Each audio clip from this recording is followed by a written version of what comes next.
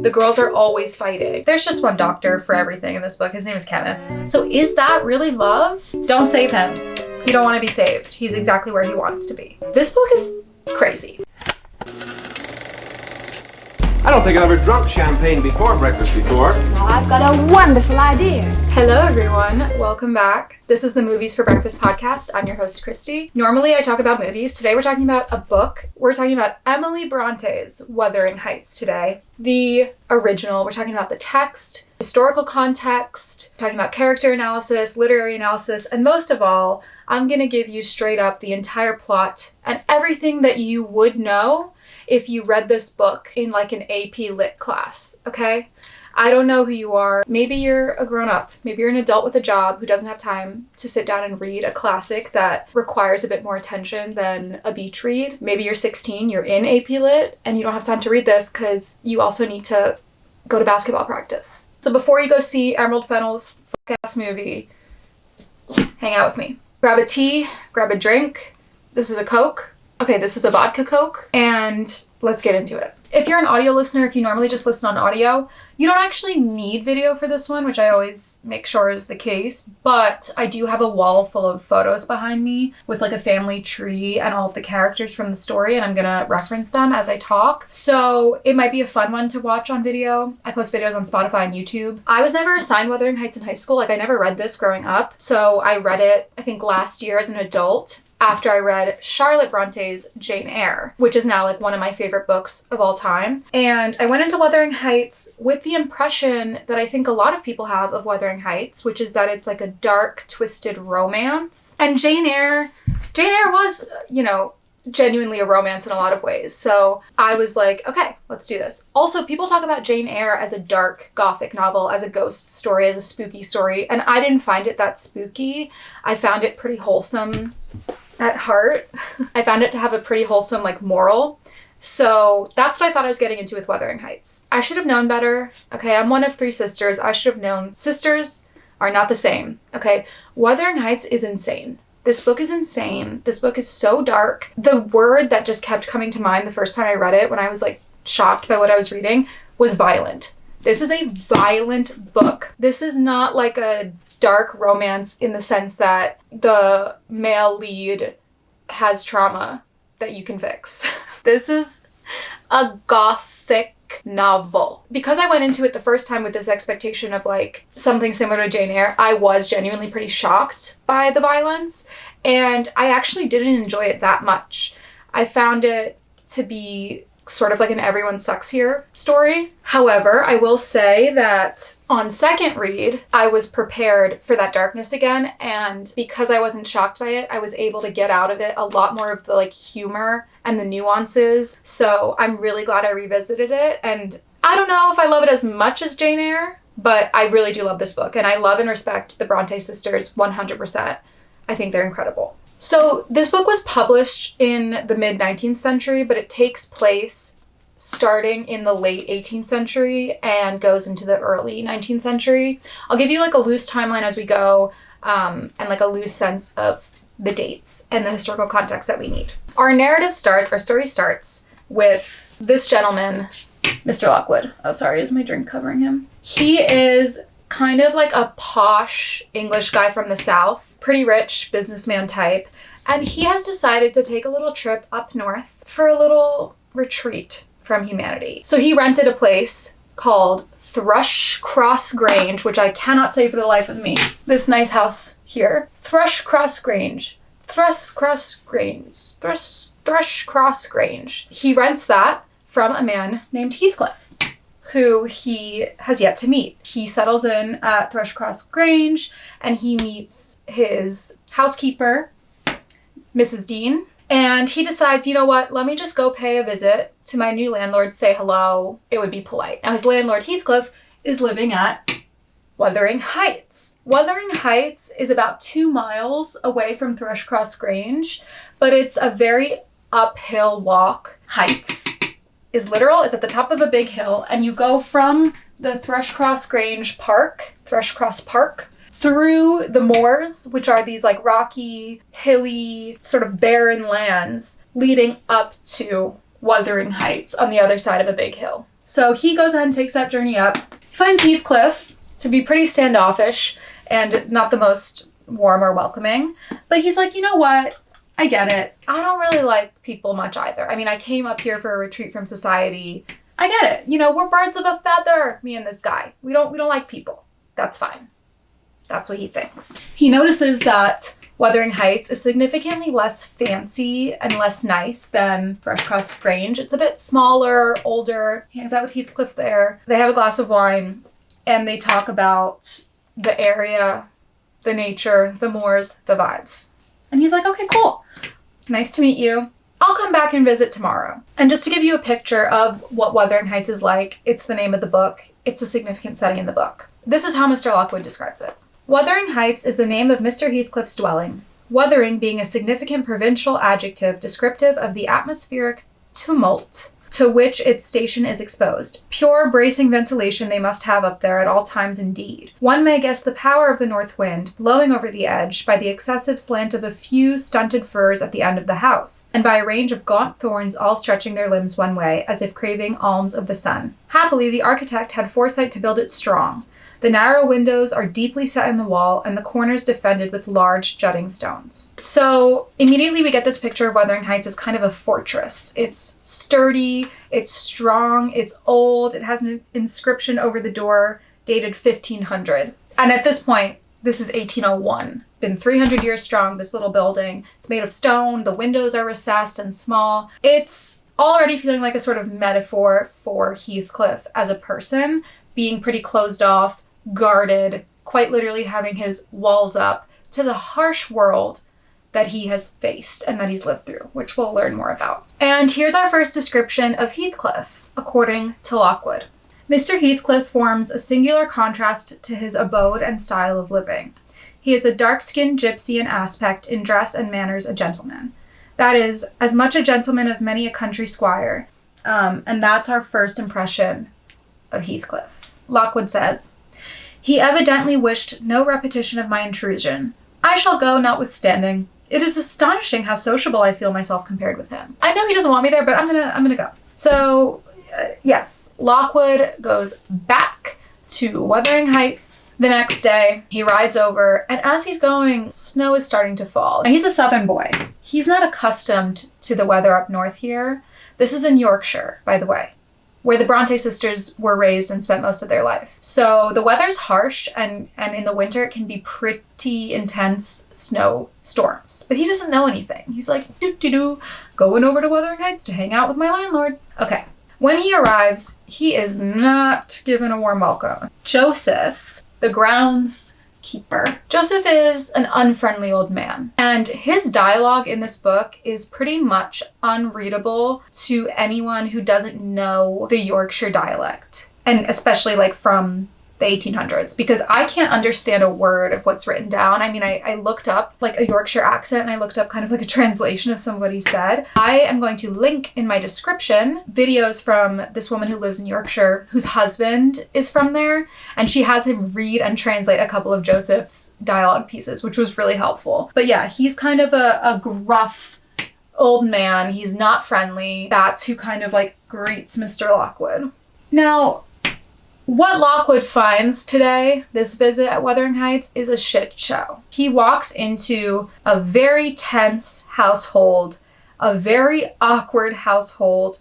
Nobody wants him there, and he cannot for the life of him figure out what's going on. So he meets a very pretty young lady, Catherine, who is referred to as Mrs. Heathcliff. And so he assumes that Mrs. Heathcliff is the wife of Mr. Heathcliff. Right? And he notes that it's a little strange because Mr. Heathcliff is probably around 40 and Mrs. Heathcliff looks not 16, basically a teenager, which doesn't stop Mr. Lockwood, who's probably around the same age as Heathcliff, from noticing and being quite stricken by her remarkable beauty, her delicate features, and her blonde curls. And then there's this other man who is quite scruffy looking and gruff and clearly like works in the fields and like works around the house, but he's kind of lingering and sitting at the table in the room with Lockwood and Mrs. Heathcliff. This, we will learn, is Hareton Earnshaw, in a sense Heathcliff's nephew. in a sense. But at the moment, Lockwood's just looking around, wondering why no one wants to talk to him. Mrs. Heathcliff is very rude to him. She barely acknowledges him. She's basically like, and who invited you? Because I don't remember inviting you to tea. Finally, Heathcliff comes in. They all sit for tea, the four of them. And Lockwood kind of stumbles over himself and puts his foot in his mouth a couple of times. So first, he kind of lets slip that he assumes that Mrs. Heathcliff is Heathcliff's wife. And he kind of scoffs at this. He's like, are you kidding me? That's not my freaking wife. That is my daughter-in-law. Then Lockwood is like, oh, so then is this young man your son? You two are married? And again, Heathcliff is like, no, that's not my son. My son is dead. Okay. And after a very awkward and sort of tense tea, he's like, right, so can anybody help me get back to Thrushcross Grange tonight? Because, like, it's snowy. I don't know the route that well. It is a famously, like, difficult road that you kind of have to, like, be a local to know. Can you spare, like, a servant or a houseboy to lead me back? And Heathcliff is like, no, it serves you right for coming uninvited during a snowstorm. That's your fault. And he's like, what the? Okay. And he appeals to Mrs. Heathcliff. He appeals to the young man. He's like, can anyone help me, please? Get home. They're all just ignoring him. Like, straight up ignoring him. Heathcliff is meanwhile telling Hareton, like, Hareton, make sure you, like, bring all the chickens in before the snow really comes down, whatever. Basically, he's stuck there for the night is what it's looking like. Heathcliff goes to bed. Joseph goes to bed. Cathy and Hareton disappear. Luckily, the housekeeper at Wuthering Heights, Zillah, I don't have a photo of her because she comes up maybe twice, but Zillah is the housekeeper and she helps Mr. Lockwood out. She says, like, I'll give you a room, but just don't say anything about this to the master, to Mr. Heathcliff, because he's, like, so weird about this room. I don't know why he's weird about this room. He never lets anyone stay in there. He doesn't let me treat it like a guest room. So you can stay there tonight, but, like, let's just keep this between us type thing. Okay? In this room, at first, Lockwood doesn't see a bed because the bed is like a closet sort of thing. You open the doors and there's like a couch sort of bed against a window to outside. I drew a little picture of it in my notes just to help myself picture what was going on. There it is. He gets in the little bed. There's some old, like, mildewy books on the windowsill, and he can't sleep. He's just, like, looking around, and this name is carved into everything a bunch of times. Catherine Earnshaw. Catherine Earnshaw. But then it also says Catherine Heathcliff a bunch of times, and then it says Catherine Linton a bunch of times. So when he can't sleep, he opens up one of the books. But inside them, on every margin, on every spare page, is this scribbled writing by Catherine with diary entries from her childhood. So Catherine is writing about, just to make a point of clarity here for the rest of this episode, I'm going to refer to the older Catherine, Catherine Earnshaw, whose brother is Hindley Earnshaw. Catherine Earnshaw, who is being played by Margot Robbie in the adaptation. I'm going to refer to her as Catherine, and I'm going to refer to the younger Cathy Linton, who becomes Catherine Heathcliff. I'm going to refer to her as Cathy, okay? So Catherine is Big Catherine, Cathy is Little Cathy. That's not necessarily true to how the characters in the book call them, because they call them both Cathy and Catherine, but I think for the sake of clarity, just keep in mind, Catherine is the mom, Cathy is the daughter. Now, these diary entries are by Catherine the mom, and she's writing about shortly after her dad, Mr. Earnshaw, passed away. She's writing about what the vibes at Wuthering Heights are like now that her brother, Hindley Earnshaw, is the man of the house. Now, Hindley hates Heathcliff, and treats him horribly. He's absolutely horrible to Heathcliff, which really vexes Catherine because she and Heathcliff are thick as thieves. That's her bestie. That's her adoptive brother. That is her friend. And her older brother is an absolute tyrant, horrible to both of them, but mostly really horrible to Heathcliff. She says, an awful Sunday. Sorry, I'm not going to do the accent. An awful Sunday. I wish my father were back again. Hindley is a detestable substitute. His conduct to Heathcliff is atrocious.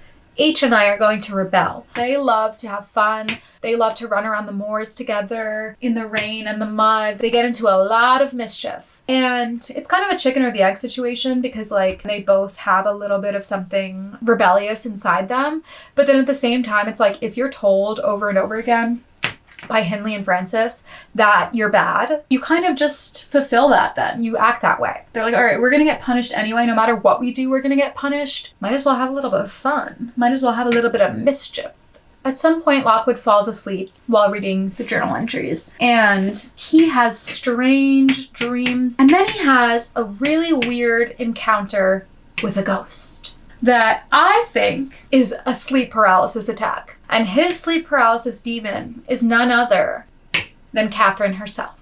So he hears a scratching at the window, and he thinks it's these fir trees that are outside the window. He punches right through the glass of the window. He literally punches through the window glass with his bare hand, and then feels his hand be grabbed by a small, cold little hand. And he tries to snatch it back, but the hand won't let him go, and it starts begging, "Let me in, let me in." She says she's Cathy Linton and she needs to be let back in. Lockwood is freaked out. He is absolutely freaking out. Lockwood is so terrified that in order to get his hand free, what he thinks of doing is Actually, content warning, I'm going to describe something kind of gross and graphic in the next 15 seconds. Maybe skip ahead 15, 30 seconds if you want to skip it. He pulls the ghost's arm through the broken glass and rubs it up and down on the broken glass in order to free his hand. Okay? So he's describing this to us as like he had this weird ghost nightmare, but it's in vivid detail that now there's like rivulets of blood running down the gash in the window. Okay? And finally, he gets his arm free. But he can still hear this ghost wailing and keeping him up. Lockwood screams. Heathcliff hears the commotion and comes upstairs to see what the F is going on. Remember, Lockwood has this like closet bed closed. So Heathcliff doesn't immediately see that Lockwood is in the room. He just heard a noise. And he comes up to this room, which used to be Catherine's, and he looks freaked out. He's scared. Hello? Is someone in here? Lockwood comes out and is like, "It was just me." Heathcliff is like, "Don't ever scream like that again. You screamed like you were having your throat cut. You screamed like you were getting murdered." And Lockwood is defending himself. He's like, "If the little fiend had got in at the window, she probably would have strangled me. That minx, Cathy Linton, or Earnshaw, or however she was called, she must have been a changeling. Wicked little soul. She told me she had been walking the earth these 20 years, a just punishment for her mortal transgressions, I've no doubt." So he's like cursing the legacy of Catherine for scaring the shit out of him. Heathcliff, meanwhile, he says, "What can you mean by talking in this way to me? How dare you under my roof? He's mad to speak so." And he struck his forehead with rage. But they calm down, they call a truce, and Lockwood leaves Heathcliff in the room, and he overhears Heathcliff flinging the window open and calling out into the night for Catherine. He evidently really believes that Catherine's ghost was there. Now, other things that Lockwood saw at Wuthering Heights that have alarmed him and piqued his curiosity is that Heathcliff is straight up quite abusive to Catherine. He is verbally abusive. He calls her all sorts of names. Joseph also calls her all sorts of names, calls her like a witch, just like her mother. So she's damned to hell, just like her mother. She, for her part, has a good bit of defiance in her, just like her mama. And she like yells back at Joseph, like, "Careful! I will put a curse on you. I've been studying the black arts." As for Heathcliff, she is as defiant as she can be, but evidently Heathcliff has hit her before, has been physically abusive with her as well. And so when he like raises a hand as if to hit her, she jumps back. And Lockwood sees all this and is like, okay, this is genuinely a bad guy. This is not like a reclusive, misunderstood loner like he fancies himself to be. He goes, okay, no, Heathcliff is a genuinely bad man. This is a bad place. I don't ever want to come back here, but I do want to know what the deal is. So finally, when he gets back to Thrushcross Grange, after defrosting himself, he asks Mrs. Dean to sit with him. "I desired Mrs. Dean, when she brought in supper, to sit down while I ate it, hoping sincerely she would prove a regular gossip." Lucky for him, Mrs. Dean is possibly the most iconic gossip in the history of all English literature. She has been with this family forever, and she spills every last bean. So Mrs. Dean's full name is Ellen Dean, and a lot of the characters call her Nellie. Okay, so Nellie and Mrs. Dean are the same person. I will probably be calling her Nellie from here on, because that's mostly how she's referred to by other characters other than Mr. Lockwood. Nellie was a servant in the household of Mr. and Mrs. Earnshaw. OG Mr. and Mrs. Earnshaw. Their biological children are Hindley Earnshaw and Catherine Earnshaw. Catherine Earnshaw, she's the one whose diaries we were reading from the time after her father died when Hindley Earnshaw was the head of the household. So Nellie, as a servant, was treated quite well by Mr. Earnshaw, who was like a stern but kind man. She would hang out with Catherine and Hindley. I mean, still there was definitely a hierarchy, but basically she was sort of like an adoptive sibling to Catherine and Hindley. One day, Mr. Earnshaw says he has business to attend to in Liverpool. Now, he comes back. He brings with him a little boy who will be Heathcliff. Now, this is a very interesting and important part of the story because this is Heathcliff's origin story. And Heathcliff's origin is never explicitly given. We do not know exactly where Heathcliff came from. I'll tell you what we do know about him, though. We do know that he was dark-skinned with dark hair and dark eyes, and that all of the characters, all of the English white characters in this was like the late 1700s, immediately perceived Heathcliff to be something other than white. They perceived him to be dark-skinned. Not brunette, not brown eyes, dark-skinned. Catherine and Hindley were brunette. Catherine and Hindley had dark hair. Heathcliff is described as dark-skinned. I cannot stress that enough. Mr. Earnshaw comes back very late on the night he's expected, and he opens up this bundle he has, and he says, "See here, wife. I was never so beaten with anything in my life, but you must even take it as a gift from God, though it's as dark almost as if it came from the devil." So immediately we get this association of light, as in fair skin with goodness, and dark skin with evil, the devil, badness. I will try my best not to detour into anything about Mormonism, but I am a little bit obsessed with Mormonism.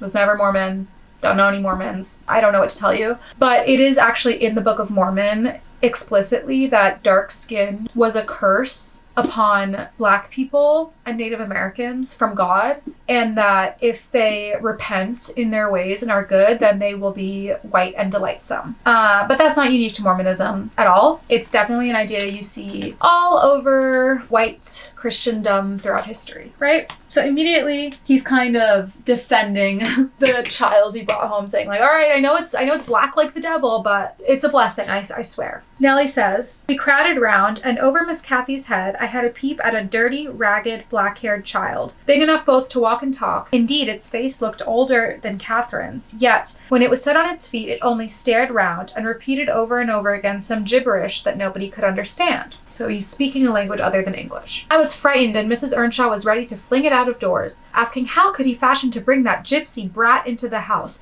when they had their own bairns to feed." So Mr. Earnshaw now is trying to explain why he brought that, quote, gypsy brat home. And apparently the story is he saw the child starving and homeless in Liverpool, inquired for its owner. And I should note that Liverpool was the slave trading capital of England in the late 18th century when these events took place. So seeing a dark-skinned child homeless in the streets of Liverpool and Mr. Earnshaw asking who its owner was, it's not clear exactly what that meant, but he very well might have been asking, like, assuming that this child was enslaved and asking who its owner was. Basically, no one claimed the child, and he just figured he should take it home with him. Okay. Mrs. Earnshaw, not pleased, but she accepts this explanation. When I was first reading this, I also accepted this explanation, but in the conversation, the extensive conversation that people are having online about Heathcliff's racial and ethnic identity, given the adaptation by Emerald Fennell casting Jacob Elordi, who is a white man, a lot of people have kind of revisited this topic, and I have read what some literature people say about this. And one of the theories about Heathcliff's origin is that perhaps Mr. Earnshaw had a mistress in Liverpool who was Black or some dark-skinned ethnicity, which would not be out of the question because, like I said, it was a slave trading center. And so there would have been people from all over the world potentially there, and there definitely would have been Black women there. And so it's possible that Mr. Earnshaw had a mistress, or on the darker side of things, maybe it was not a consensual interaction, but he might have had a child, and that was Heathcliff. And he obviously couldn't tell his wife that it was his kid, and so he made up this story. He names him Heathcliff which was the name of a son that Mr. and Mrs. Earnshaw had who passed away previously. So they name him Heathcliff. He has no last name. He has a mononym, I believe it's called. Mononym, one name. Like Madonna, like Cher, like Beyonce. Okay? Just Heathcliff. So it is possible that Heathcliff is actually biologically a half-sibling to Catherine and Hindley. We don't know that, though. It is possible he really was a homeless child who Mr. Earnshaw took home. What is not debatable and what is not ambiguous is that he is dark-skinned. So whether or not that means he is Romani, he is black, he is half black, mixed race of any kind, Indian, Arab, Spanish Arab, or like Italian Arab. Do you know what I mean? Like Mediterranean. Regardless, he had dark skin. And I just really want to drive that point home because it is critical to everything that happens in this story. And let me also just say that I am not claiming, and I would never claim, that Emily Brontë is this like super anti-racist who wrote about a person of color with nuance, because I think there's a lot of pretty bad things in terms of like stereotyping that Emily Brontë wrote into Heathcliff. He is described as like savage, not human, so angry and vengeful and violent as to be not human at many points throughout the book. And we can absolutely talk about how problematic that is and what a like messed up representation of the one person of color in the book is. However, what I will say is that some people in my comments on TikTok have been accusing me of kind of inserting an anachronism of racial dynamics by saying that Emily Brontë wrote about racial dynamics or wrote about ethnic discrimination. That's not anachronistic at all.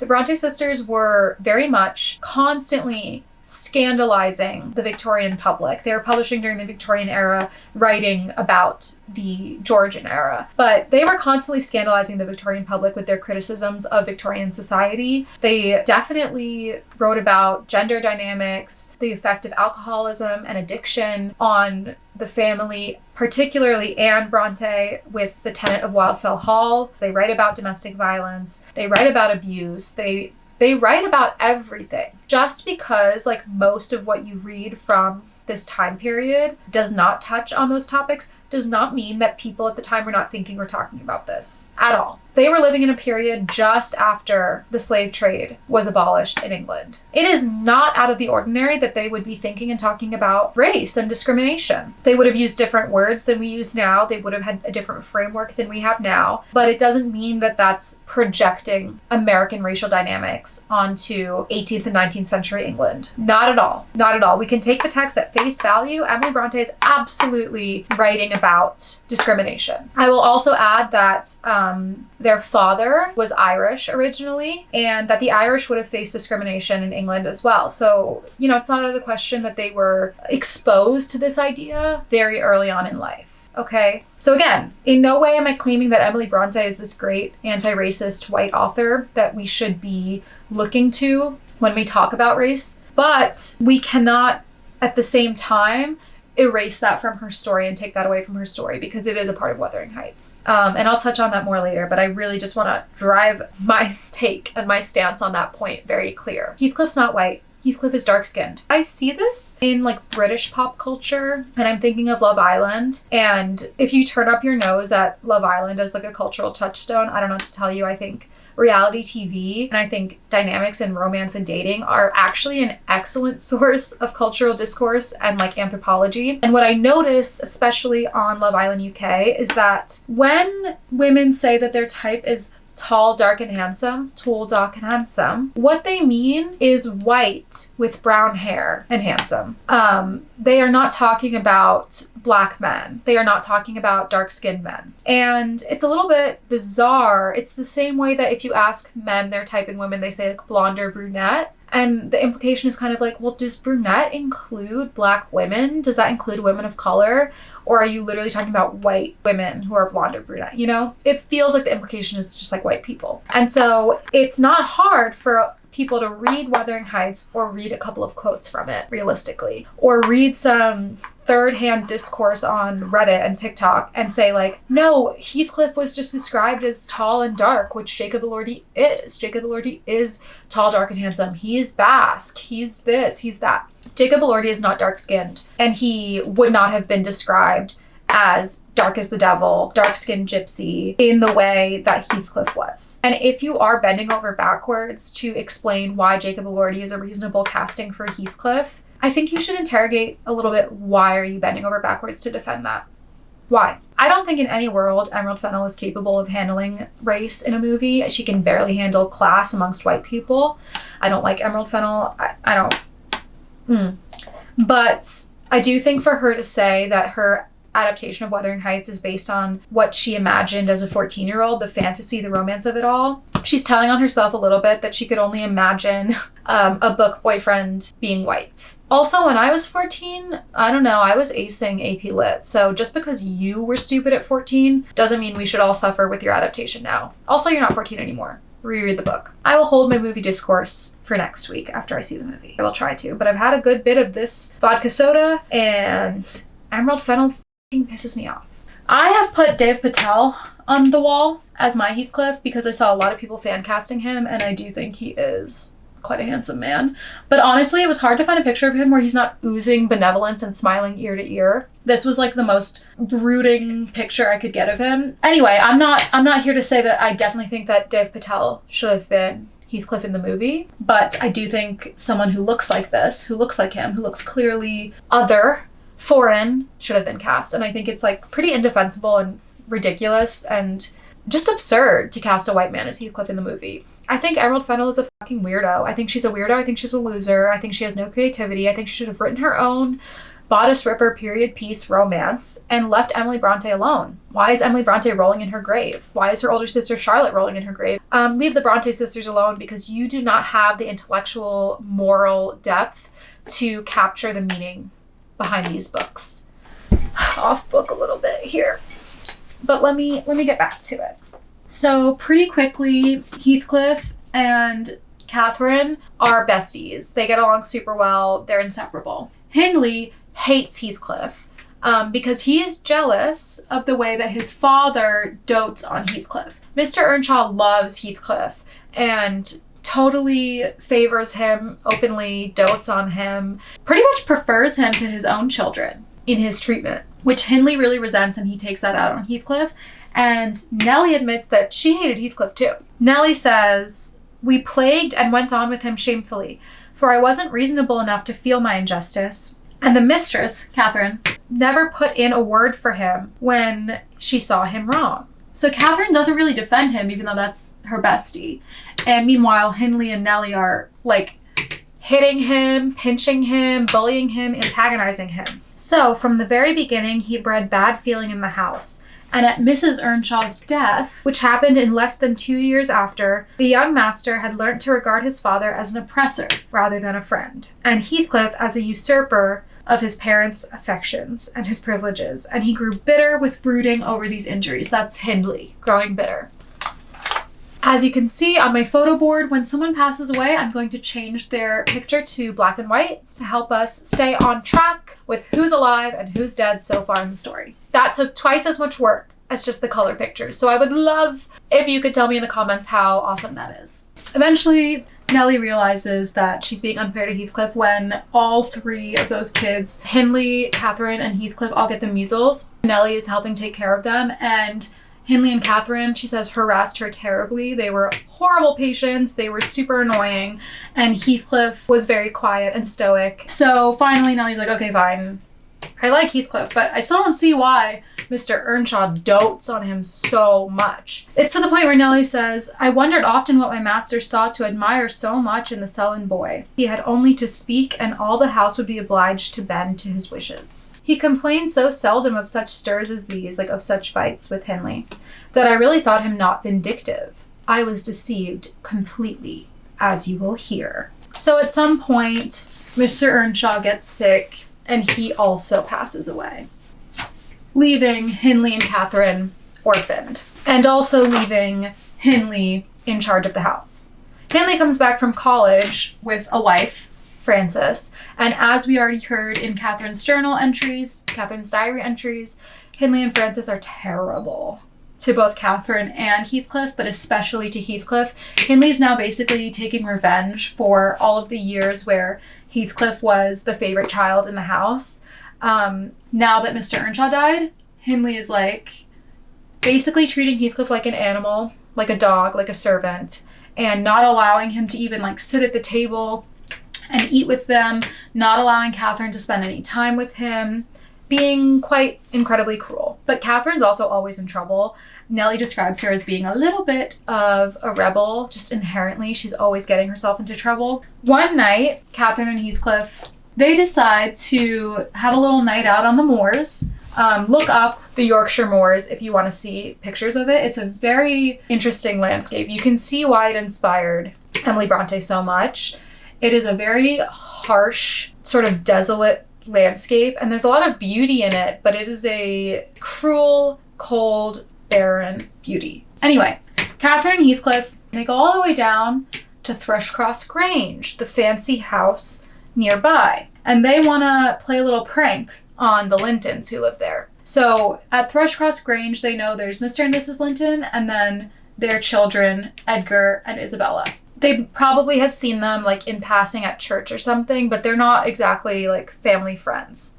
This family is quite posh, and the children, as far as Catherine and Heathcliff are concerned, are absolutely soft, spoiled brats. So they try to scare Edgar and Isabella with like making noises at the window or something, and they're making fun of them. The groundskeeper or someone sets the dogs after them, and they run away, but one of the dogs catches Catherine by the leg and bites, and she tells Heathcliff to go, like to run away. And the Lintons finally recognize Catherine and bring her inside and tend to her, because they're like, oops, that's the little girl from up the road. Catherine knows that Heathcliff would not be treated with the same generosity and kindness if caught, because he is brown, because he's not white. What ends up happening is that Catherine is so injured, and the Lintons are so determined to take care of her and help her get better, that she ends up staying with them at Thrushcross Grange for 5 weeks. Because keep in mind, like, the journey back to Wuthering Heights is not easy. It's not very far, but it's a rough journey.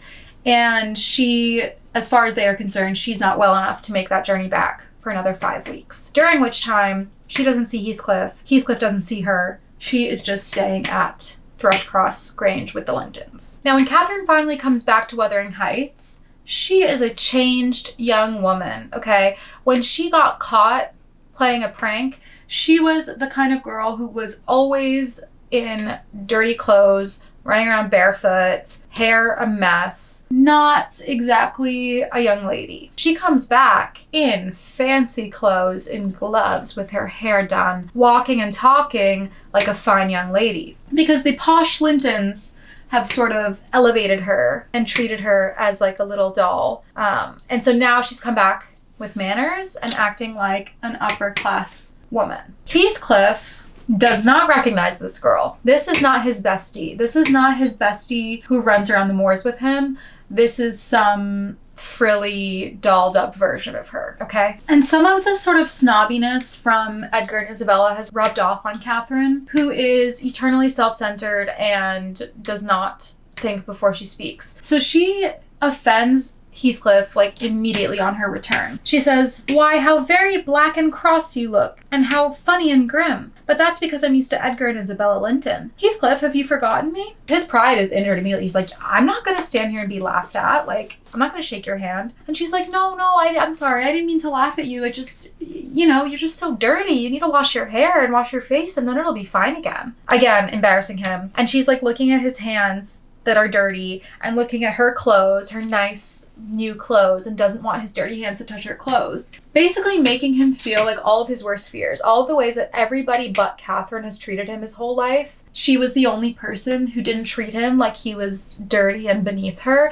Now she's come back, totally transformed, and is immediately treating him like he's dirty and beneath her. She messes up. And Catherine feels kind of awkward because she likes being fancy. Catherine likes being a lady. She likes the clothes. She likes being girly. She likes being treated like a princess. Catherine and Heathcliff kind of grow apart during this time because she also remains close with Edgar and Isabella, but especially Edgar, who's her age. Isabella's a bit younger. They maintain a friendship that Heathcliff is not exactly included in. The Linton children see Heathcliff as a vagabond, as a servant, as an uncouth, dirty ruffian, same way that most of these white English people do, other than Mr. Earnshaw and Catherine. And Catherine, as we know from Nellie's account, doesn't exactly jump to Heathcliff's defense. She just sort of awkwardly says nothing. It's not like she's not going to be friends with Edgar because he says horrible things about Heathcliff. She's trying to have a foot in both worlds. She's trying to maintain this relationship with the Lintons. She's trying to maintain her popularity and fanciness, but she also still wants Heathcliff. A little tricky. Catherine wants her cake and she wants to eat it too, basically. Seeing all of this happen, Nellie feels bad for Heathcliff, and she remembers how kind Mr. Earnshaw used to be to her and how he would hate to see Heathcliff treated in this way. So one time, she pulls Heathcliff aside and she's like, come on, I'm gonna clean you up and get you dressed and you're gonna hang out with Catherine and it's gonna be just like it was before, okay? At first, he's kind of too proud to agree to this, but at some point, he swallows his pride and he comes to Nellie and he says, Nellie, make me decent. I'm going to be good. He takes her up on the offer. He wants to try to hang out with Catherine again. And Nellie's kind of frustrated because she's like, Catherine misses you. And he's like, really? What, did she say that? What'd she say about me? And Nellie's like, yeah, she cried last night. She is upset that you're not hanging out with her. And Heathcliff is like, well, I cried too, okay? And she's not hanging out with me either. It's this petty, prideful shit that will happen for the rest of this book between Heathcliff and Catherine. They just cry over each other, and Nellie tries to get them to get over themselves. Nellie tries to hype up Heathcliff, okay? She's trying to let him get his sparkle back. She says, I'll steal time to arrange you so that Edgar Linton shall look quite a doll beside you. And that he does. You are younger, and yet I'll be bound you are taller and twice as broad across the shoulders. You could knock him down in a twinkling. Don't you feel that you could? So she's basically like, but Heathcliff, you're so big and strong, and Edgar's a loser. Edgar's a dweeb. You could beat up Edgar. Come on, Heathcliff. Remember who you are. You are a strong, hefty boy. This kind of cheers him up a little bit. But he says, but Nellie, if I knocked him down 20 times, that wouldn't make him less handsome or me more so. I wish I had light hair and a fair skin, and was dressed and behaved as well, and had a chance of being as rich as he. I think that's a really important passage to emphasize the point that Heathcliff knows the reason why he doesn't have the opportunity for social mobility in his life is because of what he looks like. He says if he had fair skin and light hair, he could be as rich as Edgar. So once again, skin. We're talking about skin color. In other words, I must wish for Edgar Linton's great blue eyes and even forehead. I do, and that won't help me to them. So I made a TikTok where I compared this to a passage from The Bluest Eye by Toni Morrison. Of course, some people kind of like deliberately misunderstood me and said that I was equating the two. Of course, I'm not equating the two. It's comparative literature analysis. It's not the same thing.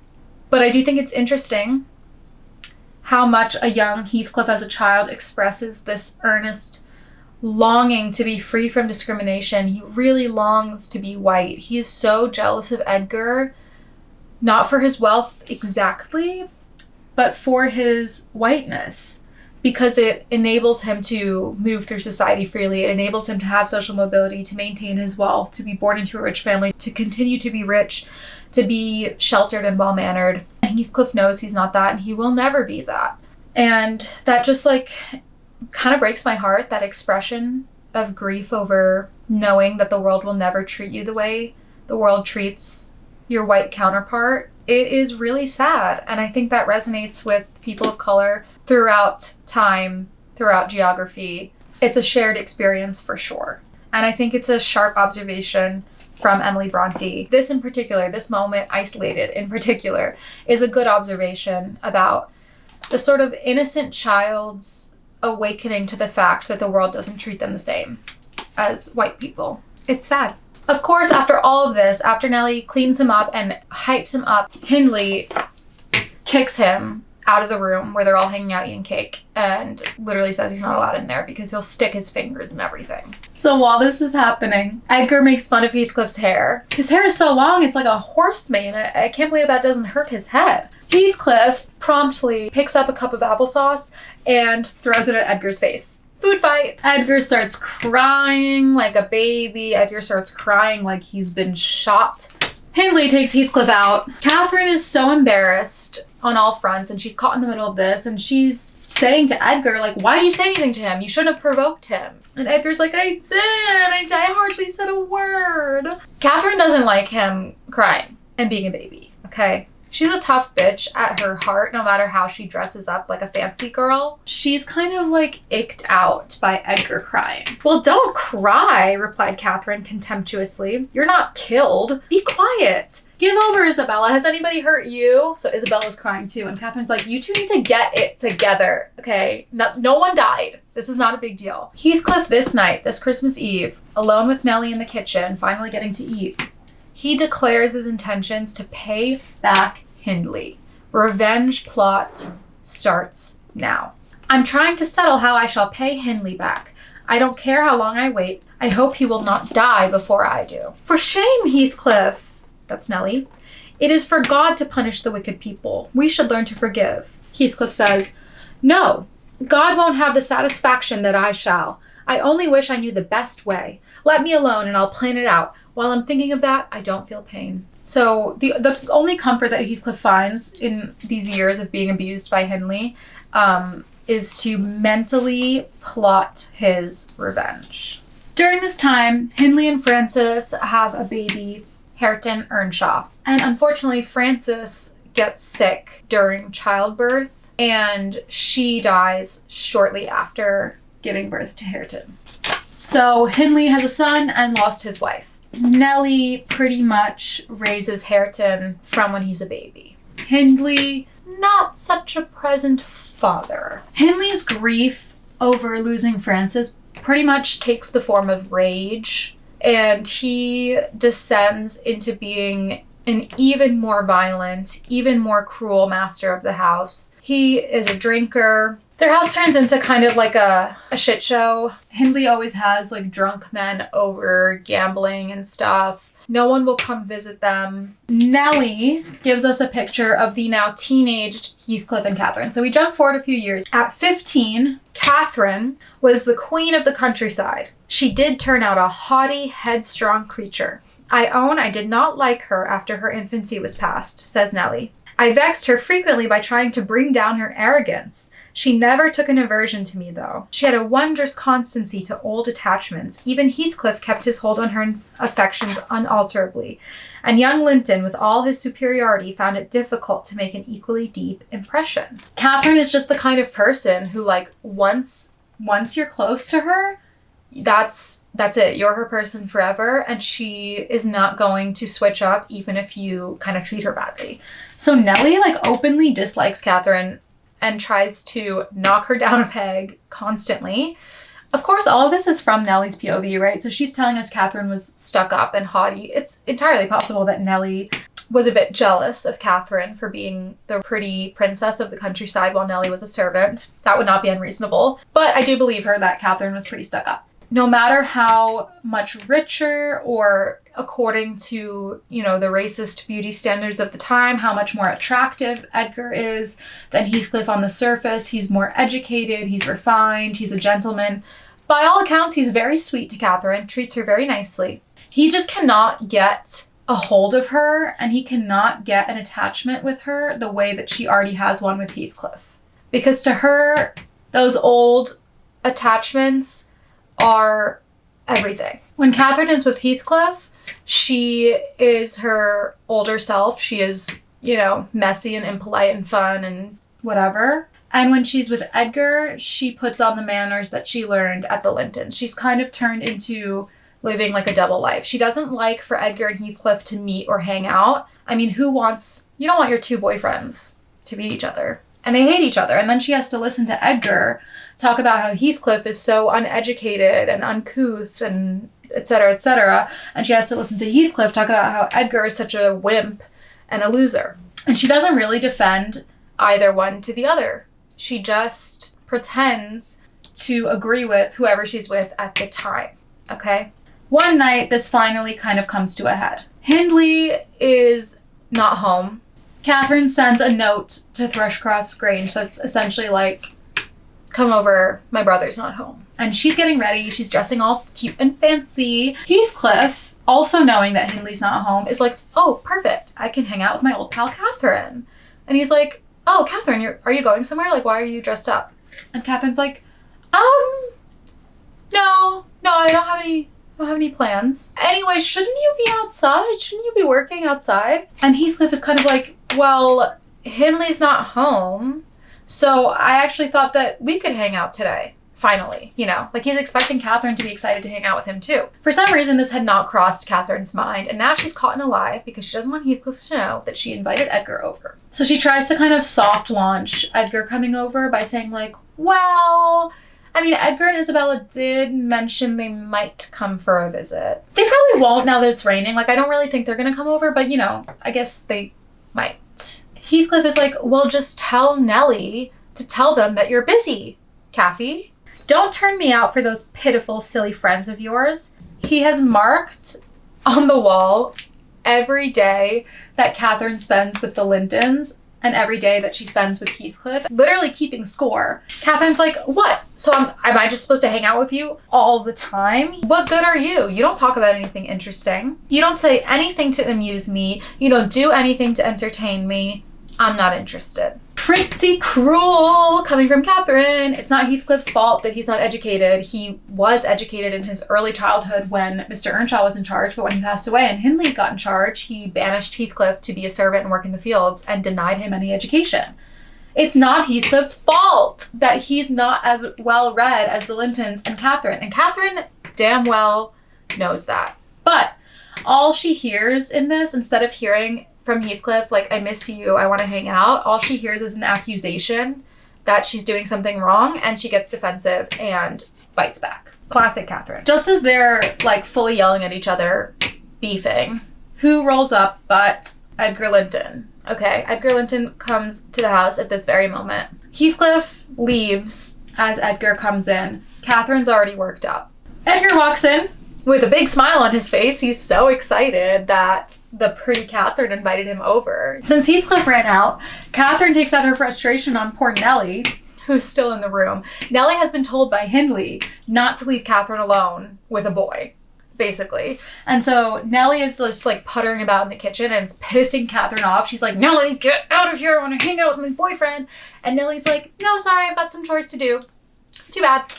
Catherine pinches her really hard on the arm, and Nellie, being petty back because she does not like this girl, she intentionally like makes a big deal out of it so Edgar will hear. She's like, ouch, Catherine, you pinched me. And Catherine's like, you're lying. Nellie's like, no, look, it's purple. Catherine goes ahead and slaps Nellie across the face, which Nellie knew would happen because she knows that Catherine has anger issues. So she intentionally provokes her so that Edgar would see that side of Catherine. Okay? Now, is that pretty petty and scheming of Nellie? Sure. I think it was well-deserved for Catherine. So Edgar jumps up. He's like, oh my God, Catherine, darling, like, don't hit her. Calm down. Like I said, he's very sheltered and his household is not a violent household. He is not used to these kinds of like outbursts of rage and violence. And he's shocked that his beautiful, sweet Catherine, who's always on her best behavior around him, would pinch and slap a servant. Just to add to the chaos, the toddler Hareton is also in the room. He starts crying. He's saying, wicked Aunt Cathy at it again. Catherine gets little Hareton by the shoulders and she's shaking him. Edgar, he like gently touches her arm to be like, Catherine, stop shaking the child. She turns around and smacks Edgar right across the face. All goes quiet. Edgar is astonished. Nellie is satisfied. She's won this battle. Edgar has every intention of standing his ground and on his principles. He goes to leave. He's gonna leave. Catherine's like, where are you going? Edgar's almost crying. He's like, I can't stay after you've hit me. I'm shocked. I'm embarrassed. I'm frightened by you. I can't hang out with you. But one thing about Catherine, she's a professional victim and men have no power to resist her. So she starts crying dramatically. She falls to her knees. She's sobbing. Edgar walks out. He walks a few feet out of the house and then his resolution crumbles and he comes crawling back. Later that night, after Hindley comes home drunk and almost kills Hareton by dropping him off the staircase, but luckily Heathcliff rescues him. Later that night, Catherine finds Nellie, who, again, does not like Catherine, but is basically Catherine's only friend. She finds Nellie and confesses that Edgar actually asked her to marry him that day. Yes, after she lied, slapped Nellie, shook Hareton, and then slapped Edgar across the face, not only did he fail to stay strong and walk away, but he also then proposed marriage to Catherine. It's tough. Don't save him. He don't want to be saved. He's exactly where he wants to be. And she says to Nellie, like, I need to know your opinion. Before I tell you what I said to him, do you think I should have said yes or no?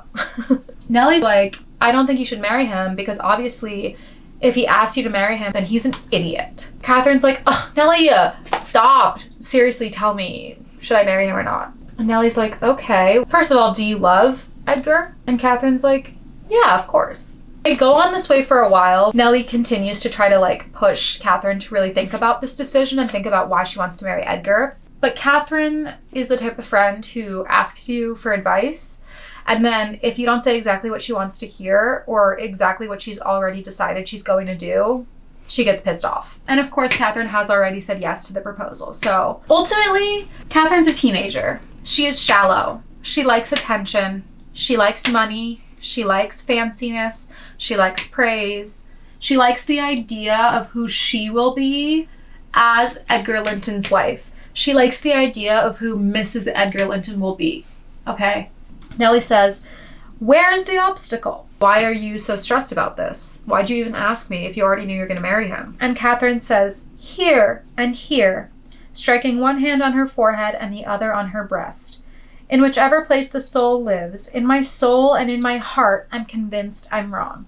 Catherine finally confesses that if Hindley had not brought Heathcliff so low, had not turned Heathcliff into a lower class servant, then she never would have even considered marrying Edgar.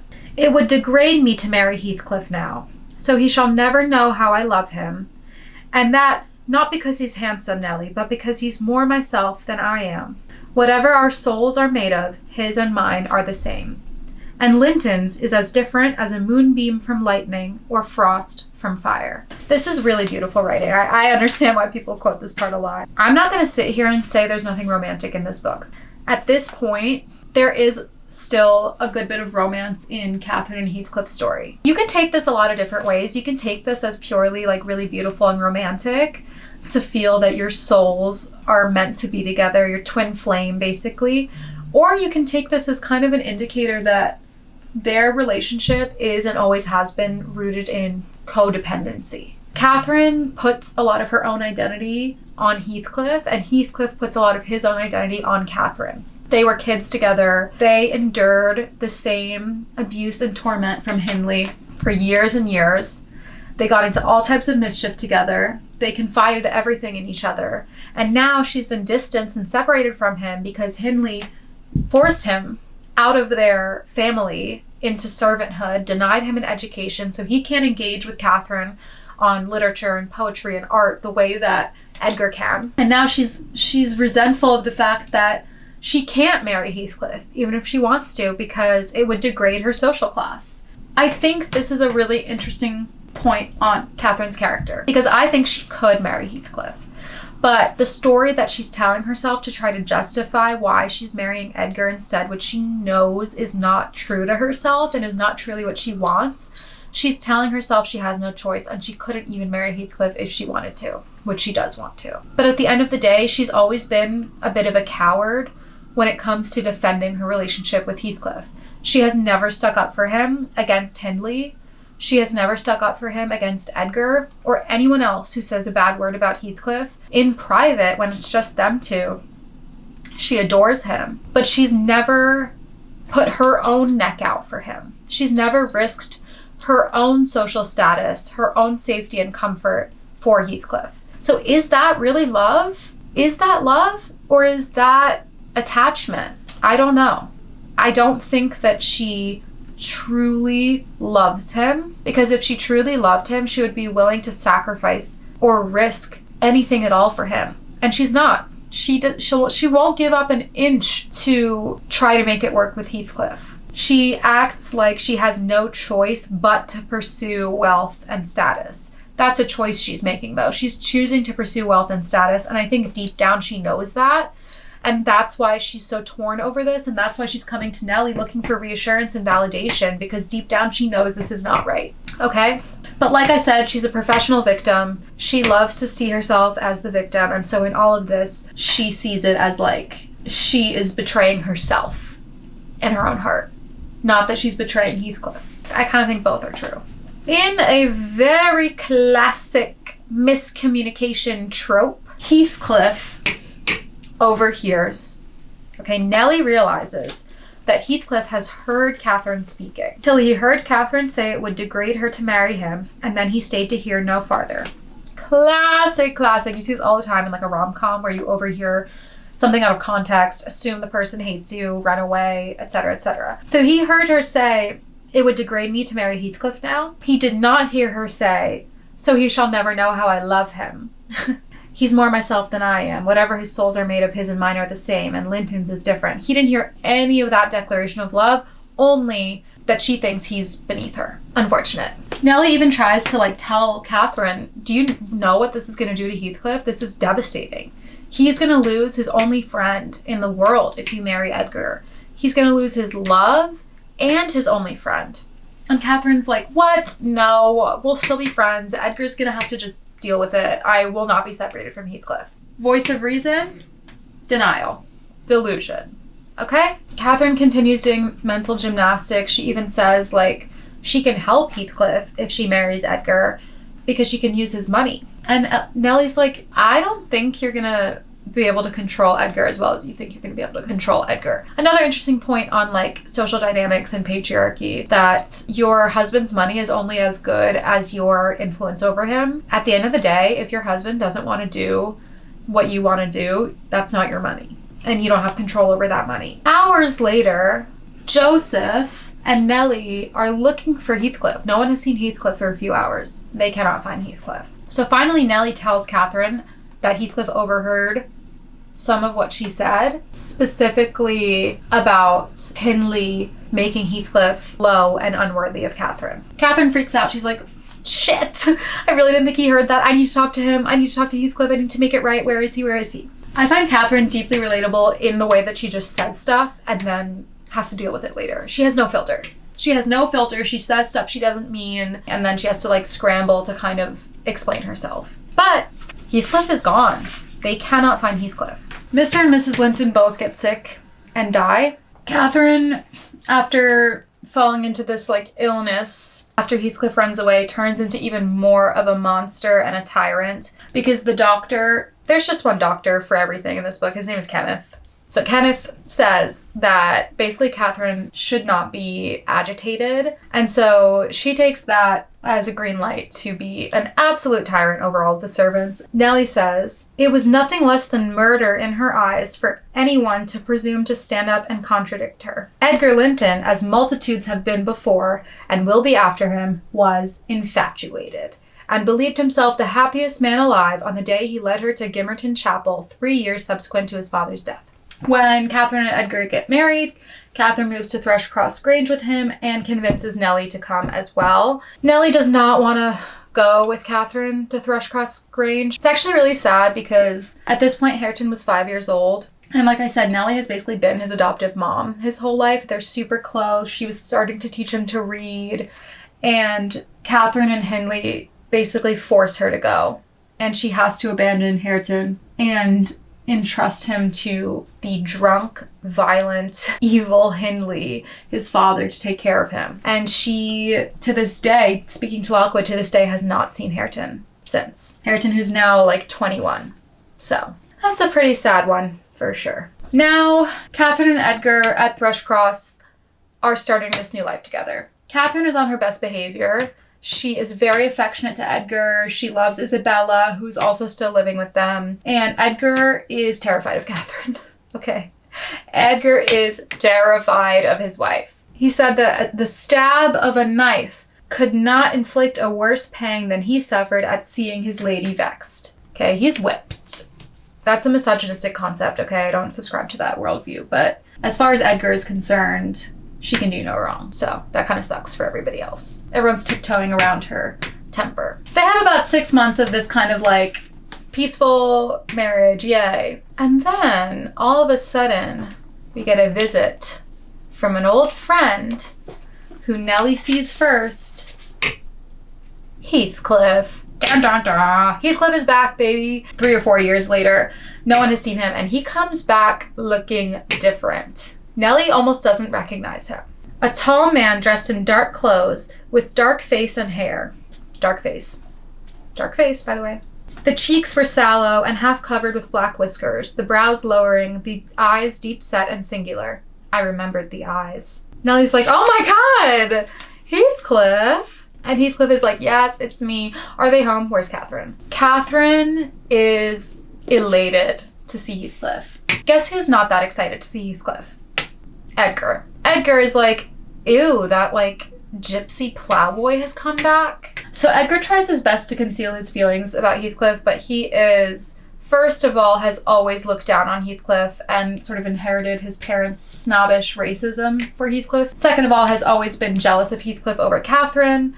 And now his wife is freaking out, running to hug Heathcliff. And she's like, oh my God, babe, guess who's here? It's Heathcliff.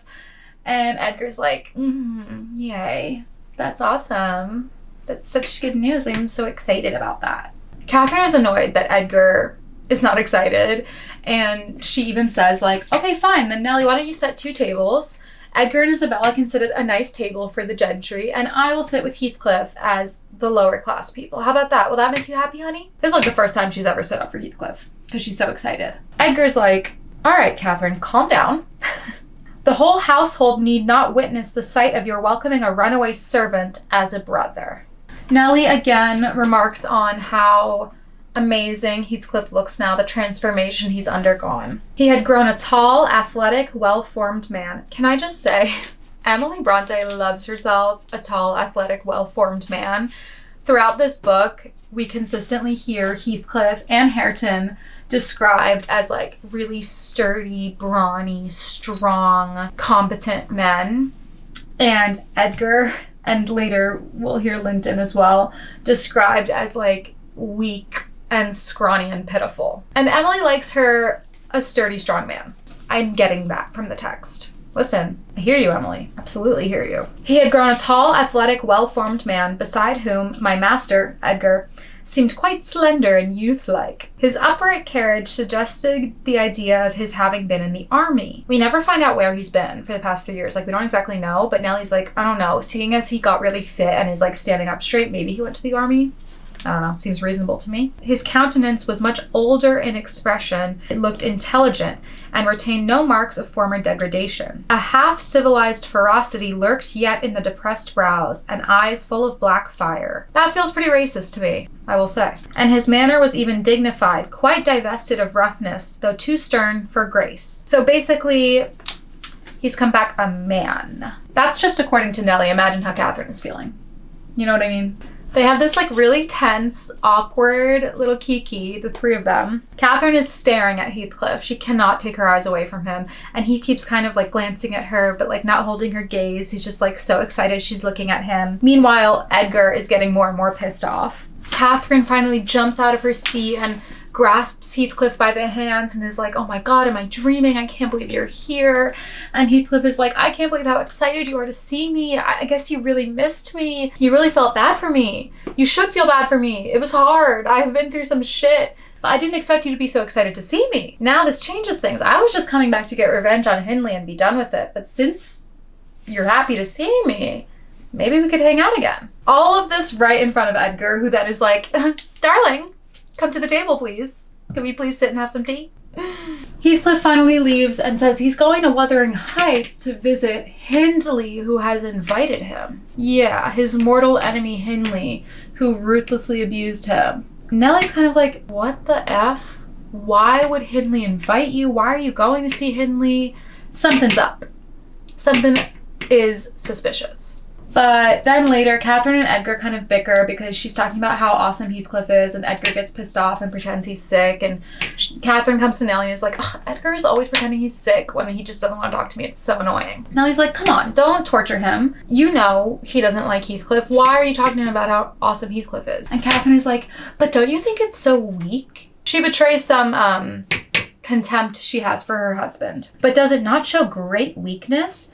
I'm not envious. I never feel hurt at the brightness of Isabella's yellow hair and the whiteness of her skin, at her dainty elegance and the fondness all the family exhibit for her." So basically, Catherine's like, I mean, I could be jealous of Isabella, my sister-in-law, who is so pale and so blonde and so beautiful, and everyone adores her, and she's so sweet, and whenever we bicker, everyone takes her side, and I always say sorry to make Edgar happy, but I'm not jealous of her. And so she's kind of disgusted by Edgar's jealousy. She's like, you need to grow up.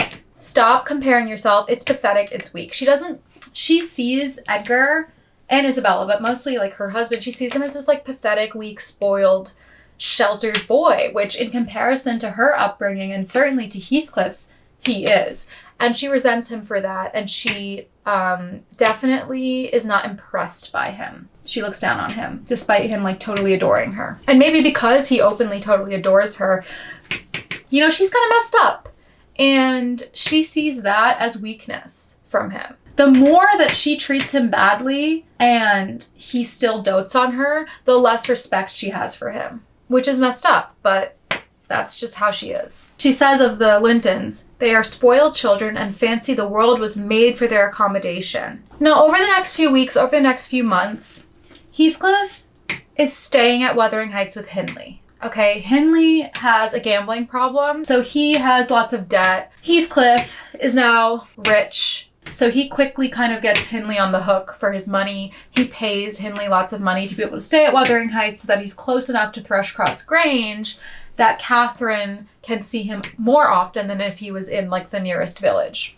Okay, so he kind of bit by bit starts easing into coming to visit Thrushcross Grange often. And Edgar sort of has no choice but to get used to it. Okay, so Catherine learns to like compose herself and not provoke Edgar with how excited she is about Heathcliff. Heathcliff just kind of makes sure that he's always around. So that it turns out that the four of them are often hanging out. Catherine and Edgar, Heathcliff, and Isabella. And what do you know, but Miss Isabella, the beautiful blondie, who everyone adores, she's now like 18 years old, and she develops a massive crush on Heathcliff, which is no surprise given the description we've had of him returning all handsome and strong and rich. Keep in mind, she did also bully and tease him as a kid for being brown and everything, but she was younger than Edgar. She was told by her parents that he was a piece of shit. I don't know. Now, Catherine finds out about Isabella's little crush. Isabella accidentally lets it slip when she's all mad that Catherine hung out with Heathcliff alone and they like sent Isabella away. In a very relatable youngest sibling outburst, she's like, "You guys didn't even let me hang out with you, and I'm not that much younger, and I'm cool too, and I wanted to hang out." And Catherine is like, "What the f*** is your problem? I did not think you would want to hang out with Heathcliff. Like, I'm sorry, I don't know what we even talked about. We didn't even talk about anything you'd be interested in." And Isabella is like, "You're just so possessive over him, you won't let anybody else have him." And Catherine's like, "Oh, so it's like that, is it?" Isabella says, "You are a dog in the manger, Cathy, and desire no one to be loved but yourself." Harsh but true, harsh but true. Catherine's like, "You are an impertinent little monkey, but I'll not believe this idiocy. It is impossible that you can covet the admiration of Heathcliff, that you consider him an agreeable person. I hope I have misunderstood you, Isabella." "No, you have not. I love him more than you ever loved Edgar, and he might love me if you would let him." So, cat's out of the bag. Isabella is infatuated with Heathcliff. Isabella is pissed off that Catherine keeps Heathcliff all to herself. Catherine is shocked, and she just can't believe that Isabella would want Heathcliff. Now, is that disingenuous out of Catherine? I don't know. I believe that she didn't think that Isabella would like Heathcliff, but she knows damn well that Heathcliff is hot now. She knows damn well that she likes having Heathcliff's love and attention all to herself Same as with Edgar, okay? So I don't think Isabella is that far off, as immature and kind of petty as she might be. I don't think she's that far off to say that Catherine doesn't want anyone else to have Heathcliff. What Catherine says and what her explanation is that Heathcliff is no good for Isabella and Heathcliff is no saint. And whatever Isabella is projecting onto Heathcliff is just a fantasy, and that she cannot in good conscience recommend that Isabella go after Heathcliff.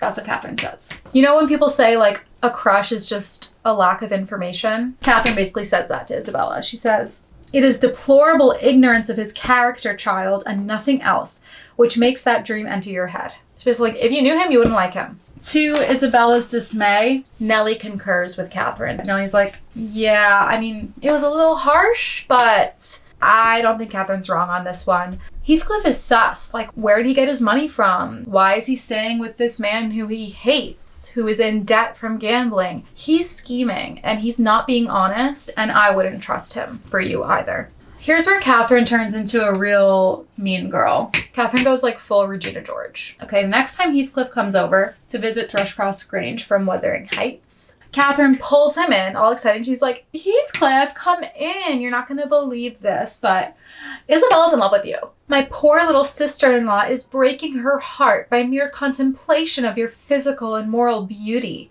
It lies in your own power to be Edgar's brother. No, Isabella, don't run off. We were quarreling like cats about you, Heathcliff, and I was fairly beaten in protestations of devotion and admiration. And moreover, I was informed that if I would but have the manners to stand aside, my rival, as she will have herself to be, would shoot a shaft into your soul that would fix you forever and send my image into eternal oblivion. So pretty cruel out of Catherine. She immediately spills the beans and is like, Heathcliff, Isabella has been talking nonstop about how much she freaking adores you. She thinks that I just need to stand down so you can forget all about me and you can love her instead. Isn't that right, Isabella? And Isabella's like, Catherine, I would love it if you didn't make up lies about me in front of our guest. Of course, Catherine's not going to let it go. She's holding Isabella by the arm, not letting her leave the room. And she's like, Heathcliff, why aren't you more excited? I just told you Isabella's in love with you. She says she loves you more than Edgar loves me. How about that? And Heathcliff is like, Catherine, I think you're lying. She clearly wants to leave the room. Leave the girl alone. And then he looks at Isabella and she is so embarrassed and she's so frustrated. She tries to get her hand away from Catherine. Catherine won't let her go. She digs her nails into Catherine's hand or Catherine's arm and draws blood. Okay, so Catherine is now bleeding, holding on to Isabella just to complete this humiliation ritual in front of Heathcliff because Catherine's so offended that Isabella claimed that Catherine wanted Heathcliff for herself. I mean, it's kind of a methinks the lady doth protest too much situation, because why was she so offended at Isabella saying that if it didn't have a grain of truth? I think Isabella struck a nerve. Finally, Isabella gets away, and Heathcliff is like, okay, Catherine, what the hell was that? Why are you tormenting that girl? And Catherine's like, I wasn't. It's true. She actually has been obsessed with you. But like, obviously, don't pursue her. I just wanted her to learn her lesson, not to challenge me. Heathcliff is like, I would never get with Isabella. I hate her face. She looks a little bit too much like Edgar. He basically says he would beat her up if he married her. He would paint on her white face the colors of the rainbow and turn the blue eyes black every day or two. They detestably resemble Lintons, Edgar's. And then Heathcliff is like, actually, she's her brother's heir. Is she not? Because at this point, Catherine and Edgar have no children. The way the land rights are set up or whatever for the Lintons, Edgar is currently the master of Thrushcross Grange, and Isabella is heir to it. Heathcliff gets a little seed planted in his brain of what might happen if he could marry Isabella Linton after all. I need to take a break to eat because I'm just really hungry. Hi. Okay, so a lot just happened. My camera overheated. SD card got corrupted. I lost about 2 hours of footage. Spent literally all night, overnight, trying to resolve that, which was dumb because I should have just recorded it again because it took way more time to try to resolve that. It's the next day. I'm brand new. I'm ready to continue right where we left off. And we're just gonna pretend like nothing happened because life is all about how you handle a corrupted SD card. I choose peace. I choose to move on and deal with it. So cheers to that. So as far as you lot are aware, I would have left you off right about when Nellie is musing on the lurking danger of Heathcliff being at Wuthering Heights and thinking he's up to no good. Well, Nellie was right. A couple days later, she catches Heathcliff sneaking a kiss with Isabella outside Thrushcross Grange when they think no one is looking. Nellie freaks out. Catherine finds out. Catherine scolds Heathcliff and is like, I told you to leave her alone. Why are you doing this? Heathcliff gets mad. He's like, you have no right to be jealous. You have no right over me. I'm not your husband. What is it to you? And Catherine's like, I'm not jealous. I just don't think it makes sense. Why are you bothering Isabella? Everything about these two is about themselves and each other. Edgar and Isabella are truly just like pawns in the way of this like lifelong little game that Catherine and Heathcliff are playing. While Catherine and Heathcliff are bickering, Edgar overhears and he comes downstairs and he has had enough. He finally wants to put his little foot down and get Heathcliff out of Thrushcross Grange for good, away from his sister, away from his wife. He's like, this is embarrassing, Catherine. Why are you arguing with this man in our kitchen? Like, this is ridiculous. So he very calmly, poor thing, he really tries to like do this in a civil way where he tells Heathcliff, like, I've been really patient with you, but at this point, I'm sorry, you need to leave my house and you can't come back. So I ask you to leave in the next 3 minutes or I'll have to force you out. Okay? Unfortunately for him, this little threat out of Edgar causes both Catherine and Heathcliff to gang up on him and basically make fun of him for being a loser and a wimp and weak. Pretty brutal, like, humiliation ritual. Catherine is really on her bullshit here. She's really on her Zendaya and Challengers behavior where she loves to see her two boyfriends fight. Something in her, like, violent nature. She respects Heathcliff as a man, as a strong man who will literally physically fight for what he wants and also like always hold his ground. She sees her husband as like soft by comparison. And she openly says this. So here are just a couple of the things that Heathcliff and Catherine say to Edgar in front of him as they gang up on him together.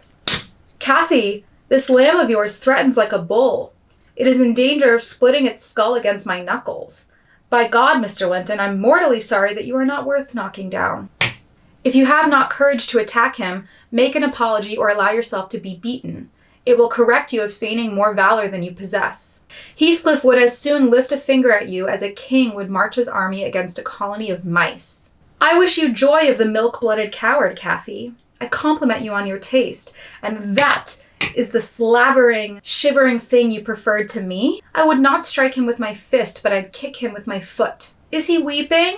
Or is he going to faint for fear? Pretty brutal. Pretty brutal. Heathcliff goes up to the chair that like Edgar is leaning on. Edgar's trying to maintain his composure. He's humiliated. He's not defending himself. Heathcliff like kicks the chair. Edgar turns around and throat punches Heathcliff. You heard that right. Edgar punches Heathcliff in the throat. And then while Heathcliff is like trying to get his breath back, Edgar runs out to go get help from like servants and other people to help him force Heathcliff out. Well, I told you, this book is crazy. This book is genuinely like a reality TV show. The girls are always fighting. And by the girls, I do mean Edgar and Heathcliff. Nellie successfully de-escalates the situation and convinces Heathcliff to leave before it gets worse. And now Heathcliff can't exactly visit Catherine at Thrushcross Grange anymore. Now, in the wake of this little fight they've had, Catherine is so annoyed and upset with Edgar because, again, everything is always everyone else's fault, never hers. She tells Nellie, who tells Edgar, that she's gonna pretend to be sick just to scare Edgar, just to like teach him a lesson for stressing her out so much. So then when she does actually get sick, she's the girl who cried wolf, nobody believes her, and she goes 3 days and 3 nights without eating or leaving her room or seeing anyone, and what do you know, she falls into like a feverish, kind of manic, kind of psychotic state. Catherine is now like rambling and raving about how much she misses her childhood. She wishes she were out on the moors again, young, wild, free. I think that's very real and relatable to a lot of women across time and space, but definitely to a woman in like 1780, 1790 in England who is now married and supposed to be kind of a lady, but she grew up really free as a girl before she reached like puberty and teenagehood and got in with the Lintons. So that's kind of sad. Edgar straight up asks her at one point, like, can you just tell me, like, are you done with this marriage? Like, you're in love with Heathcliff, right? And Catherine deflects and tells him to stop annoying her. And it goes on like that for a little bit. So things are not looking too hot at Thrushcross Grange. And what else could go wrong? What else could possibly go wrong? We find out that Miss Isabella is missing, and we have it on good authority from gossip from town. She has run away with Heathcliff. Shit. She was feeling like a good girl gone bad. She went wild. We find out via a letter from Isabella to Nellie 2 months after her marriage to Heathcliff and running off to Wuthering Heights, which, by the way, is not far away. But Edgar won't speak to her. He says that she has disowned him by marrying Heathcliff and that he's sorry for it. It's unfortunate, but that's not his sister anymore. Pretty cruel and pretty tough, especially because Isabella is like 18 and obviously did not make the best decision here. And I think she deserved more grace from her brother. But he is like understandably kind of at wit's end with Heathcliff, and his wife is like maybe dying from psychosis induced by Heathcliff as far as he's concerned. So his sister running away, he's just like, I actually cannot deal with that right now. So Isabella writes to Nellie and tells her how horrible these past 2 months have been. And this is like, actually, I think for me, the darkest part of the entire book and kind of the scariest and saddest part of the entire book. And the number one reason why Heathcliff will never be a romantic hero to me. Despite him having moments that out of context are incredibly romantic and incredibly heroic or whatever, in context of this story, he is instantly an incredibly physically, emotionally, psychologically abusive husband to Isabella. The second they get married, he is cruel to her. No one takes care of her at Wuthering Heights. She is very much Ritz to the Rebel, Schitt's Creek Moira Rose, fold in the cheese. Rest in peace to Miss Catherine O'Hara, a comedy legend. That's what it's giving for Isabella at Wuthering Heights, okay? She's not used to fending for herself. And that alone would be funny, but it's not funny because Heathcliff also beats her, treats her incredibly cruelly, says that he's going to exact his revenge on Edgar by way of Isabella, that she's going to be his surrogate in receiving Heathcliff's rage. So she is genuinely terrified. She's now trapped at Wuthering Heights. He won't let her leave. She's tried to escape. He won't let her go. And she's now in this like incredibly dangerous, violent, domestic abuse situation. The Brontë sisters wrote about this not infrequently. Anne Brontë, the youngest, is known for The Tenant of Wildfell Hall, which I have sitting on my desk, but I haven't read yet, which is pretty centered on, as far as I know, like alcoholism and domestic abuse and violence. They were no strangers to it. Their brother, Bronwell Brontë, was an alcoholic, suffered with addiction, gambling, and I don't know if he was, abusive. I don't know exactly what their relationship was like, because at least earlier in life, they were all super close. But I do know that the girls had their close-up experience with alcoholism and what it does to men and what it does to men's relationships with women. So this is some dark shit. I know Heathcliff's not an alcoholic, but he is abusive, and Hindley, who's still there, is an alcoholic, and Isabel's also scared of him because he tries to kill Heathcliff every day. So it's terrifying, terrifying, terrifying. Nellie feels really bad, but she can't get Edgar to agree to visit Isabella or write her a letter or anything, even knowing how horrible her situation is, which is quite cruel. So he gives Nellie permission to go see Isabella at least, and she goes to see Isabella at Wuthering Heights and check on her. Isabella's not looking so hot. Heathcliff is fine. He openly mocks Isabella in front of Nellie for being like a puppy to him and being an idiot for marrying him. He cannot respect her because she was so dumb to marry him, because he never even lied to her and said he loved her. I don't believe that. And that it was hard to make Isabella hate him. He really had to be cruel to her to get her to hate him because she's such an idiot puppy in love. Then Heathcliff tells Nellie, after throwing Isabella physically out of the room, like by her hair, tells Nellie that she's going to have to arrange for Heathcliff to be able to see Catherine. Okay, he's heard that Catherine is sick and he can't go openly because of the blowout fight with Edgar. So he's like, you're going to have to help me see Catherine, or I'm going to break in and it's going to be a whole mess and you don't even want to deal with that. Okay, I don't want to kill Edgar, but I will. So as usual, Nellie gets coerced into some stupid shit and she helps Heathcliff get in to see Catherine. He's been like waiting outside her garden window every night, and finally Nellie, one day when Edgar is at church, I believe, she lets Heathcliff in to see Catherine. Here we get an incredibly dramatic reunion scene between the two of them, possibly the most romantic, out of context clip in the book. Remember the context. Remember that these are two codependent, incredibly selfish, violent freaks who bulldoze everyone who says a word against them. And together they have this really toxic codependent bond. But I will say, in this reunion, when they see each other again, and Catherine is sick and dying, and she's so happy to see Heathcliff, it is some dramatic love story stuff. And I get why people romanticize Catherine and Heathcliff. Let me just give you an example of what it looks like. Nellie tells Catherine, Heathcliff is here to see you. And all of a sudden, Catherine, who's been in such like a daze of like nightmare and hallucinations, she becomes quite lucid. And then Heathcliff comes up the stairs, and all of a sudden they're locked in an embrace before Nellie can even see what happened. He neither spoke nor loosed his hold for some 5 minutes, during which period he bestowed more kisses than ever he gave in his life, I'm sure. But then my mistress had kissed him first. Catherine said, don't let your husband stand in the way of being with the love of your life. Heathcliff can't even look in her eyes because he's scared of what he'll see there, which is the same thing that Nellie sees, which is that she's really kind of gone and she's dying for sure. Yeah, in typical Catherine and Heathcliff fashion, they start bickering, and Catherine's saying that he killed her, he broke her heart, he and Edgar broke her heart and killed her. She goes so far as to say, like, are you happy now? Are you so happy I'm gonna die and you can move on with your life and have kids and forget all about me? Will you say 20 years hence, that's the grave of Catherine Earnshaw. I loved her long ago and was wretched to lose her, but it is past. Will you say so, Heathcliff? Don't torture me till I'm as mad as yourself, cried he. Are you possessed with a devil to talk in that manner to me when you are dying? Do you reflect that all those words will be branded in my memory and eating deeper eternally after you have left me? You know you lied to say I have killed you, and Catherine, you know that I could as soon forget you as my existence. Is it not sufficient for your infernal selfishness, clocked her there, that while you are at peace I shall writhe in the torments of hell? His eyes, wide and wet at last, flashed fiercely on her. His breast heaved convulsively. An instant they held asunder, and then how they met I hardly saw, but Catherine made a spring, and he caught her, and they were locked in an embrace from which I thought my mistress would never be released alive. He flung himself into the nearest seat, and on my approaching hurriedly to ascertain if she had fainted, he gnashed at me and foamed like a mad dog, and gathered her to himself with greedy jealousy. I did not feel as if I were in the company of a creature of my own species. This is Nellie speaking, by the way.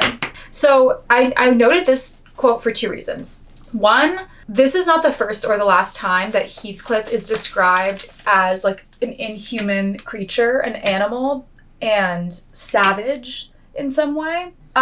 It does obviously ring of racism. He's the only like person of color in the book. And despite there being like a background, like an explanation for him being this way, which is like abuse doled out by white people, it still does not feel true to human characterization. It doesn't feel right, and it doesn't feel fair to constantly be describing him as like a savage monster, creature, animal, beast, devil. So when I say that like Emily Brontë wrote about racial discrimination, but that doesn't mean that she's absolved from it or that she did not perpetuate it in her characterization of Heathcliff, this is an example of what I mean, and like some things that definitely make you cringe reading. On the other hand, I will also say that other characters are described in this way as well, though not as often. Catherine is described this way, Hindley is described this way, Hareton is described this way. So it's not only Heathcliff, but it's definitely primarily Heathcliff.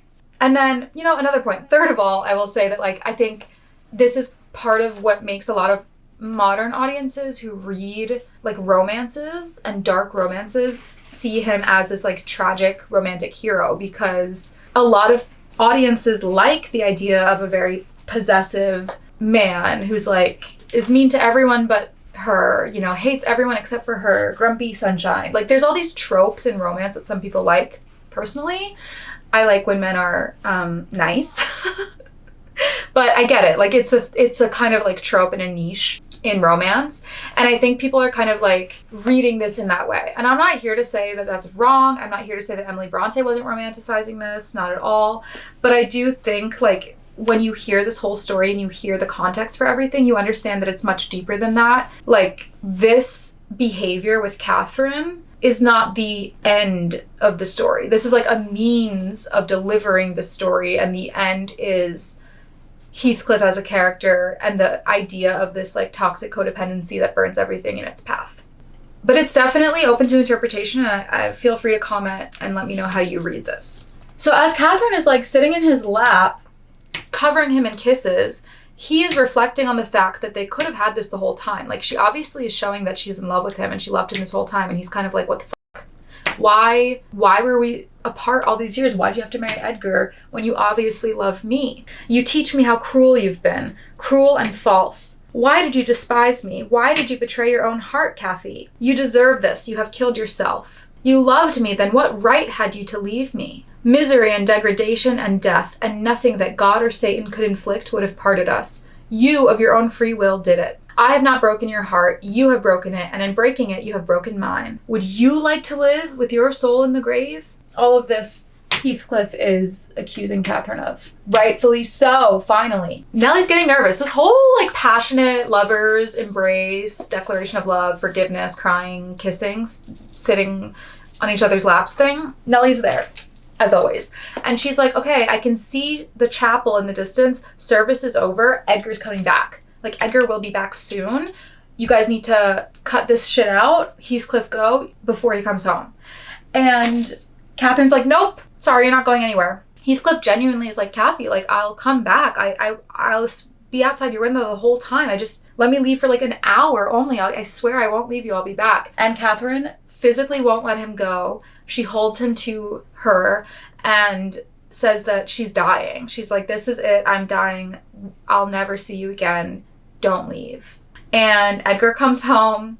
He's literally walking up the stairs as Nellie is like freaking the F out, trying to get them to see reason. And Heathcliff basically says, okay, well, if he shoots me dead and I'm here locked in this embrace with you, then I'll die a happy man.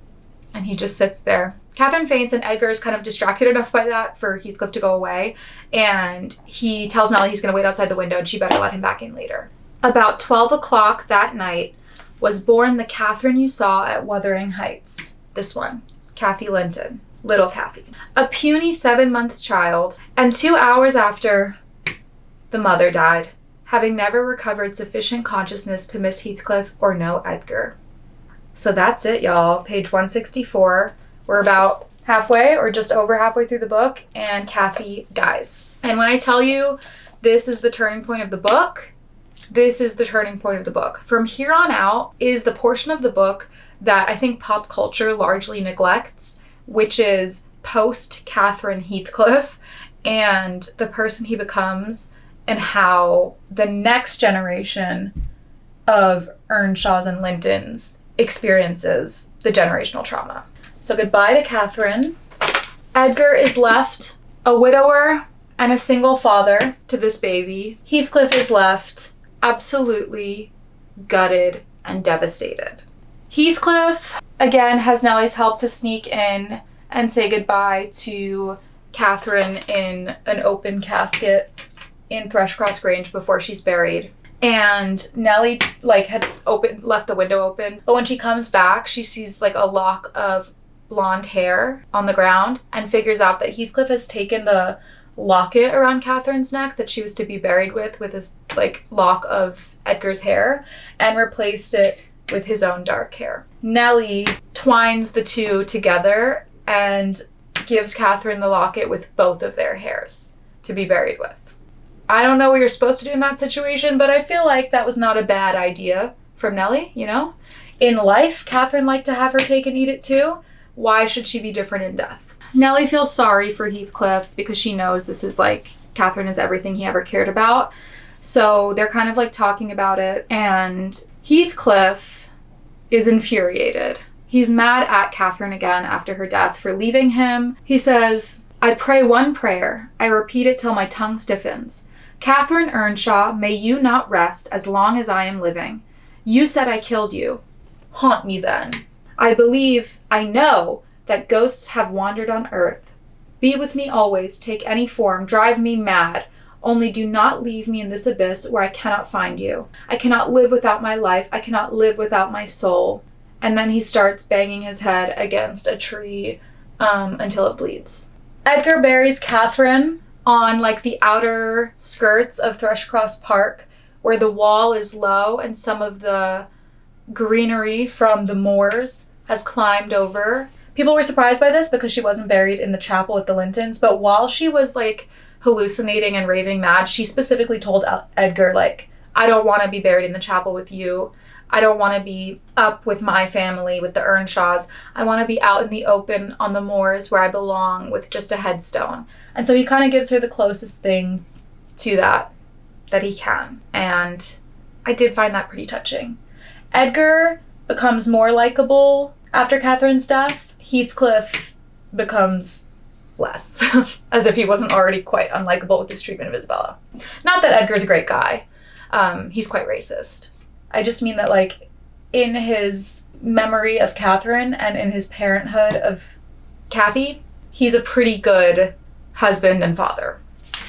Shortly after the funeral, Isabella finally successfully escapes from Heathcliff at Wuthering Heights. She runs all the way down from Wuthering Heights through the moors to Thrushcross Grange to find Nellie. She runs through rain and sleet and snow, barefoot in like a slip. She is desperate to escape because she's finally frightened that he's actually going to kill her. Again, this is like a very, very serious domestic abuse situation. So Isabella flees.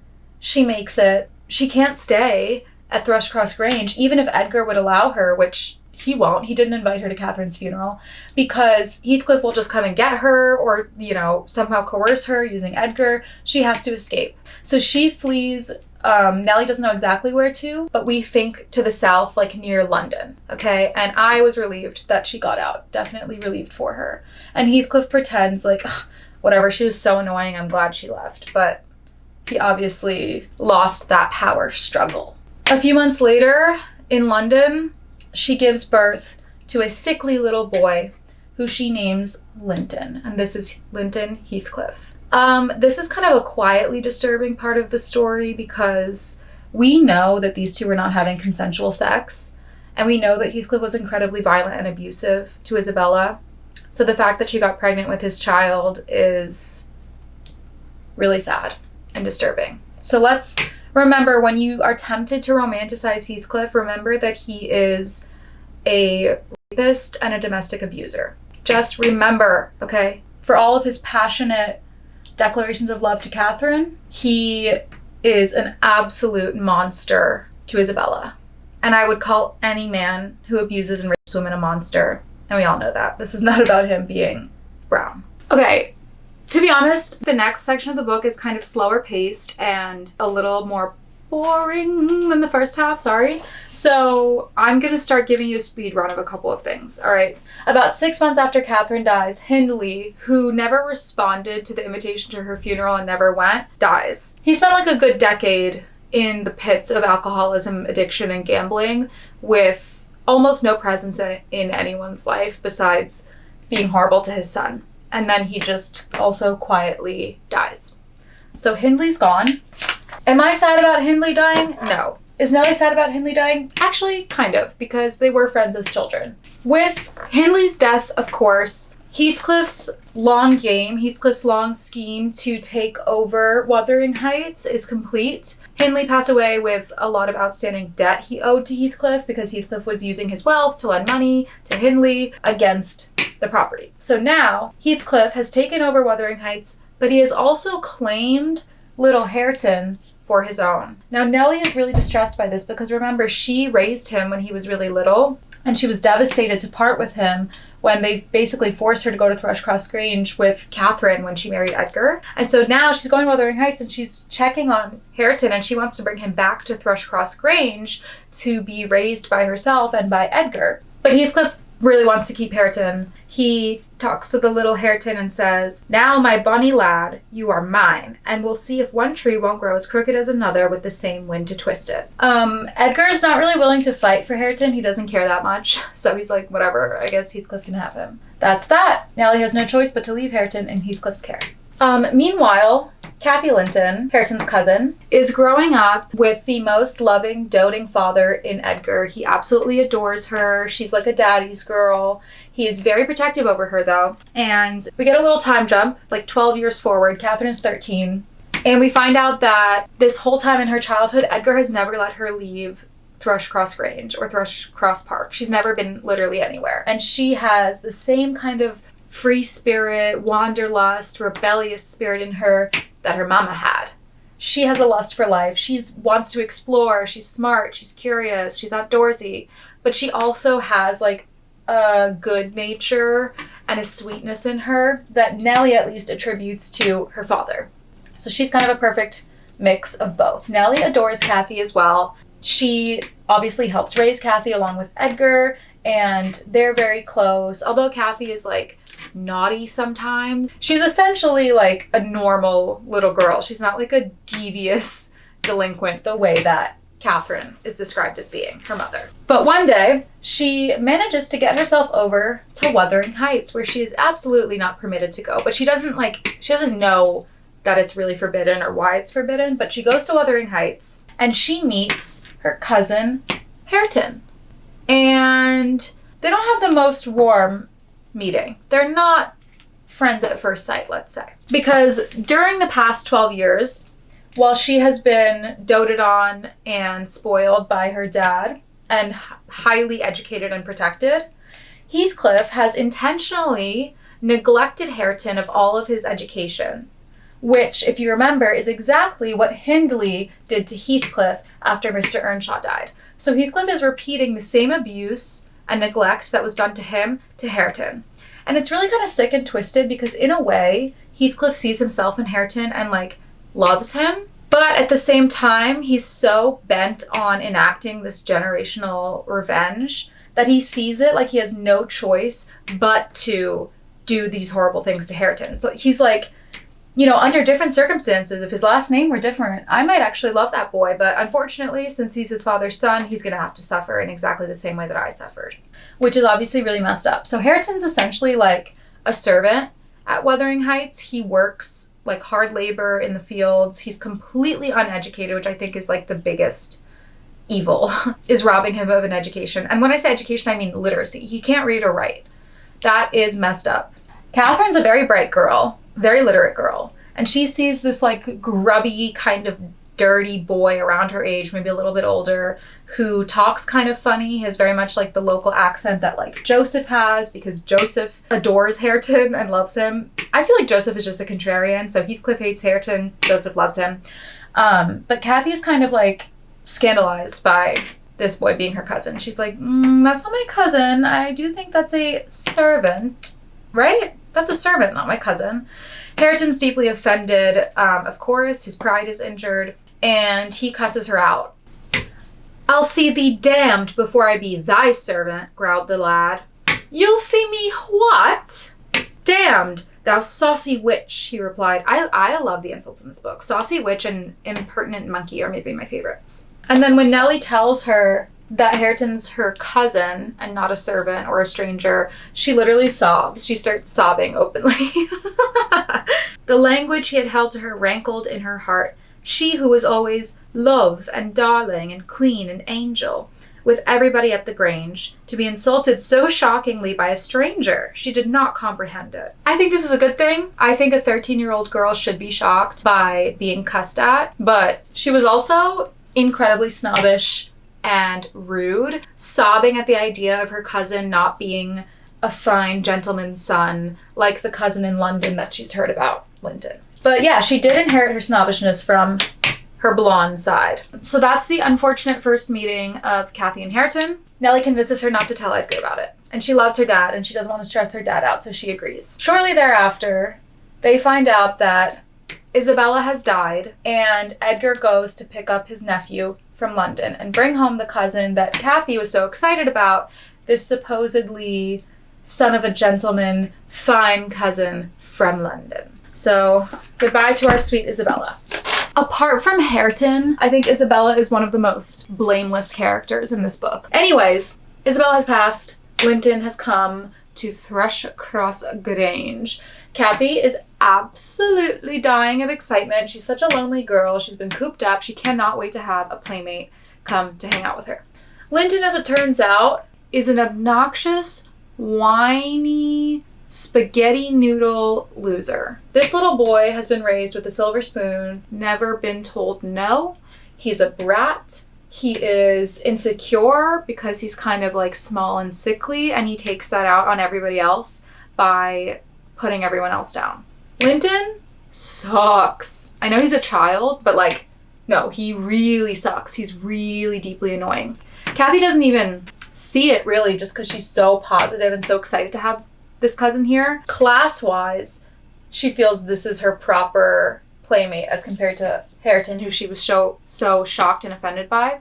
So she's just excited he's there anyway. They get like one day to play together, and then that night, Joseph comes to claim Linton for Heathcliff. Because once again, Heathcliff wants all of these children to himself to use in his sick chessboard game of revenge. He claims his son. Obviously, that's like literally his biological son, so legally they have no way of like arguing that. And Edgar, again, just like does not want beef with Heathcliff, so he's kind of like, okay, there's nothing we can do. Again, kind of messed up, because you know you're damning your nephew to abuse, probably, but I mean, he let his sister be left alone with it, so okay. Little Linton could not be further from the ideal son to his father. Okay, his father values toughness, strength, brutishness, quote unquote manliness, and his son is delivered to him as what he sees as like a sniveling fool. It's not going to be fun for Linton at Wuthering Heights. Heathcliff, in typical Heathcliff fashion, is immediately verbally abusive to his son. What a shame of your mother never to waken your filial regard for me. You are my son then, I'll tell you, and your mother was a wicked slut to leave you in ignorance of the sort of father you possessed. Now don't wince and colour up. Nellie is like, Heathcliff, could you please treat this boy well, please? And Heathcliff is like, yeah, don't worry, Nell. He loves Nellie, low-key. Like, he's always calling her Nell, Nellie. I feel like because she's a servant and they grew up together as kind of like the adoptive children in the Earnshaw family and not quite the official children of the house, maybe he respects her. I don't know. But he's always happy to tell Nellie what he's up to. Lucky for us. My son is prospective owner of your place, meaning the Grange, because remember, Isabella was her brother Edgar's heir. She has now died. Edgar doesn't have any sons. He has a daughter. So presumably he can't pass his land on to his daughter. Well, that doesn't make sense because his sister would have had it. I'm not sure. But now that there's a boy, a son, the nephew is Edgar's heir to the Grange, I guess. At least that's what Heathcliff says. And I should not wish him to die till I was certain of being his successor. Besides, he's mine, and I want the triumph of seeing my descendant fairly lord of their estates, my child hiring their children to till their father's lands for wages. That is the sole consideration which can make me endure the whelp. I despise him for myself and hate him for the memories he revives. He is as safe with me and shall be tended as carefully as your master tends his own. I have a room upstairs furnished for him. I've engaged a tutor to come 3 times a week. I've ordered Hareton to obey him. I've arranged everything with a view to preserve the superior and the gentleman in him above his associates. I do regret, however, that he so little deserves the trouble. If I wished any blessing in the world, it was to find him a worthy object of pride, and I'm bitterly disappointed with the way-faced, whining wretch. So yeah, this is the thesis of the rest of the book for Heathcliff. His entire life's purpose now is just about having his bloodline superior over the Earnshaws and Lintons who abused him. He literally hates his son on sight because he hated his wife. But just because his blood is in his son, just because this is his son with his last name, which is also his first name, he is going to make sure that he is cared for better than Hareton and will eventually rule over Hareton and Cathy. Meanwhile, Hareton's a pretty chill guy, and Heathcliff would have gotten along better with him and would have preferred him as a son, probably. A sturdy, strong, Yorkshire lad. Not this whiny London brat. In fact, Heathcliff says as much. He says, I have a pleasure in him about Hareton. If he were born a fool, I should not enjoy it half so much, but he's no fool, and I can sympathize with all his feelings, having felt them myself. I know what he suffers now, for instance, exactly. It is merely a beginning of what he shall suffer, though. So it's like this weird twisted thing where Heathcliff like knows exactly how horrible it is to be treated like lesser than, deprived of an education, and humiliated constantly compared to your peers who are richer and more educated than you. And yet he is doing it to this kid who by all accounts he likes. It's insane. It's diabolical. And comparing Hareton and Linton, his biological son being Linton and his sort of nephew / adopted son being Hareton, he says, one is gold put to the use of paving stones, and the other is tin polished to ape a service of silver. Mine has nothing valuable about it, yet I shall have the merit of making it go as far as such poor stuff can go. His, meaning Hindley's son Hareton, has first-rate qualities, and they are lost, rendered worse than unavailing. I have nothing to regret. And the best of it is, Hareton is damnably fond of me. Ugh, now this whole thing is like so stupid and kind of boring, but Heathcliff is scheming for Linton to marry Cathy to just like double make sure that he'll be lord of the Grange. And he tells Nellie this, that he wants these two cousins to fall in love and get married. And so he contrives for Linton to start writing love letters to Cathy. They like pay one of the servant boys to bring these letters back and forth. And so Catherine is like secretly keeping up this correspondence. One day, Nellie finally figures it out. She finds the stash of letters and she's infuriated. She's absolutely furious at Cathy. She knows that Cathy knows that she's not supposed to be talking to Linton, that this is a bad idea. They can't trust him. They can't trust Heathcliff, etc., etc. She's going to stress out her poor father, who's already sick. Cathy feels really bad because she doesn't want to stress her father out. And so she's like, okay, I'm sorry. I won't do it again, but please just let me keep the letters. Just let me keep them. Just let me keep one of them. Nellie's like, nope. Burns all of the letters and tells Cathy she better not ever dare to send another one or else. Nellie really is looking out for her and has her best interest at heart, but you can understand how like a teenage girl writing letters to a boy she thinks is in love with her, it's going to piss her off. She's not going to listen. Nellie also notices that when she reads through these letters, there's parts of it that do not seem like a child wrote them, and so we're pretty sure that Heathcliff is helping, is embellishing the letters with a grown man's touch of eloquence and poetry to really bewitch little Cathy. Nellie thinks the whole situation is dealt with, but then when she gets sick as well, both she and Edgar are sick. Cathy's taking care of both of them, and Nellie thinks she's being an absolute doll. But this whole time, Cathy has been taking the opportunity of her guardians being, in bed early and not out and about of the house to sneak off to see Linton. She's got that from her mama. She has that naughty streak from her mama. Also, while Cathy and Linton are hanging out at Wuthering Heights, they both tease Hareton together for him being illiterate, and it's really quite cruel. Linton's very cruel. Cathy plays along. She has that mean streak from her mama. They love to walk men like dogs. And so Hareton was like embarrassed one time that Cathy laughed at him for being illiterate, so he starts trying to teach himself to read, like specifically to impress her. And one day he's like, Cathy, look, like I can read a little now. And he writes his own name out. And Cathy laughs in his face and says he's such a dunce and a fool for thinking that just because he can write his name out, he could ever compare to how much of a learned gentleman Linton is. It's extremely cruel of her. Nellie scolds her for it. This is an ugly side of Cathy that is definitely being encouraged and fostered by Linton and Heathcliff. Hareton hates her now. Okay? He doesn't like to be humiliated. Shocker. But realistically, Cathy doesn't really like Linton either.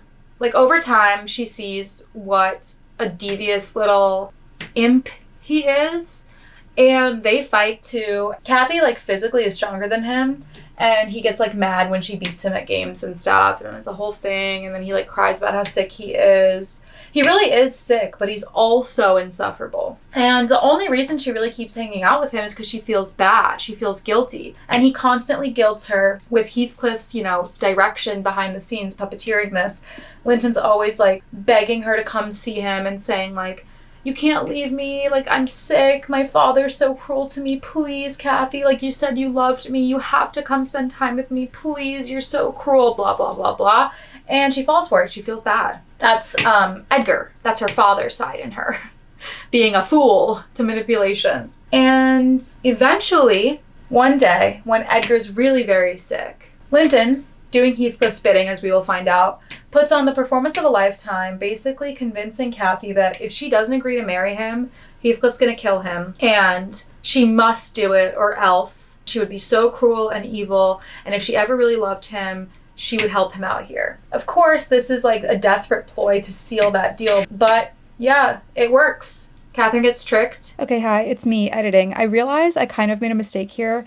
I said that Linton convinces Cathy to marry him and then lures her to Wuthering Heights. He actually is being really weird and vague and just convinces her that like he's dying of a broken heart because she won't come see him, and that's how he lures her to Wuthering Heights, and she convinces Nellie to take her. And then once they're there, he reveals that it's because Heathcliff wants them to marry. So she doesn't know that when she goes. She is just doing it because she thinks Linton is dying and she needs to go be there for him. So as soon as he successfully has tricked Cathy and Nellie into coming to Wuthering Heights and they're effectively trapped there, he stops crying because he's no longer scared his dad's going to kill him.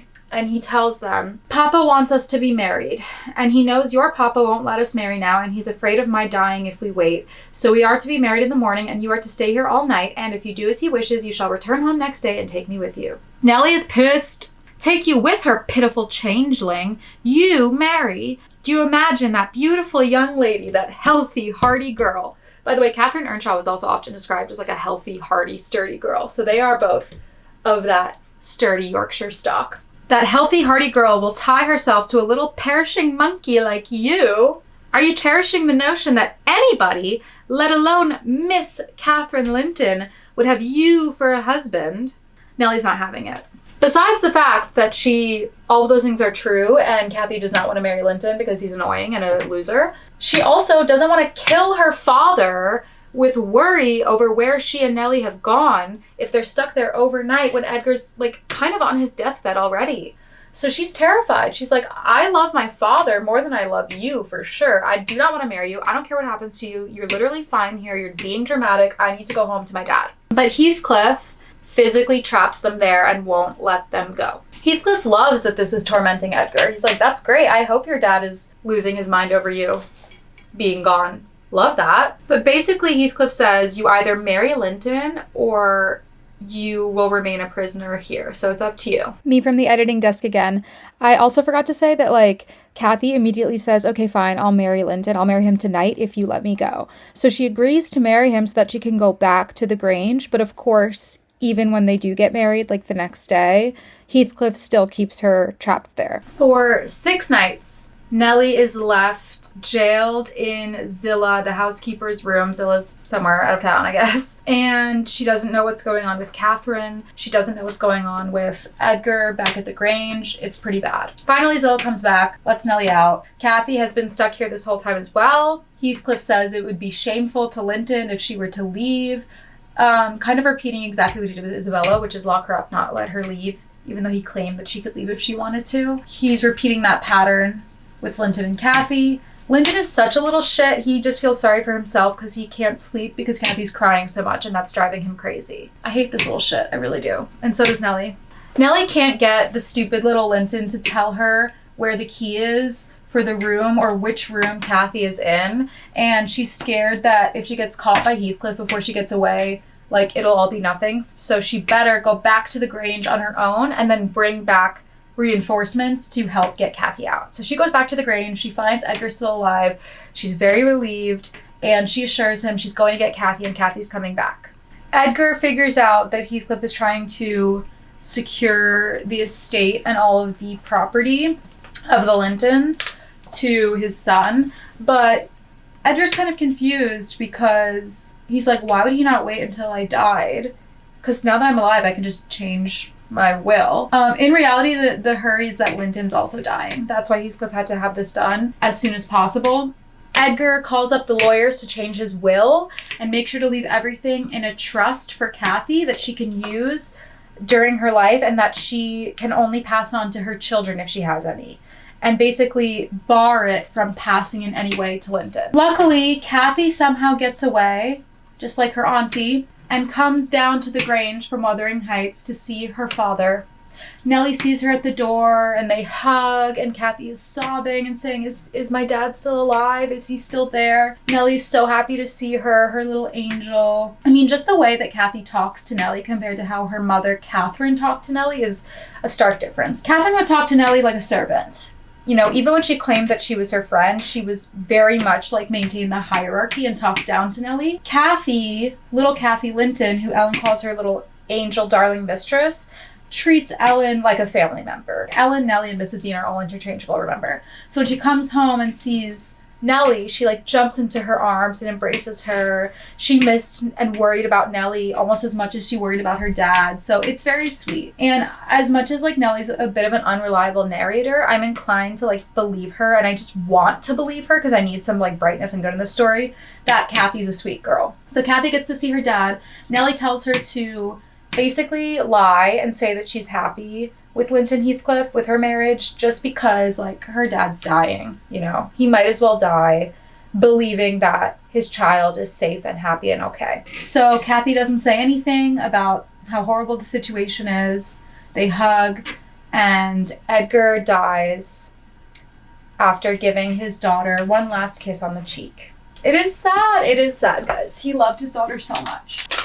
One of the only healthy relationships in the story, so it is sad to see Edgar go. Our wall is getting pretty desaturated now. We've lost a lot of major players so far. Heathcliff is the only one left alive. Well, and Nellie. Heathcliff and Nellie are the only ones left alive of this generation of kids who grew up between the Heights and the Grange.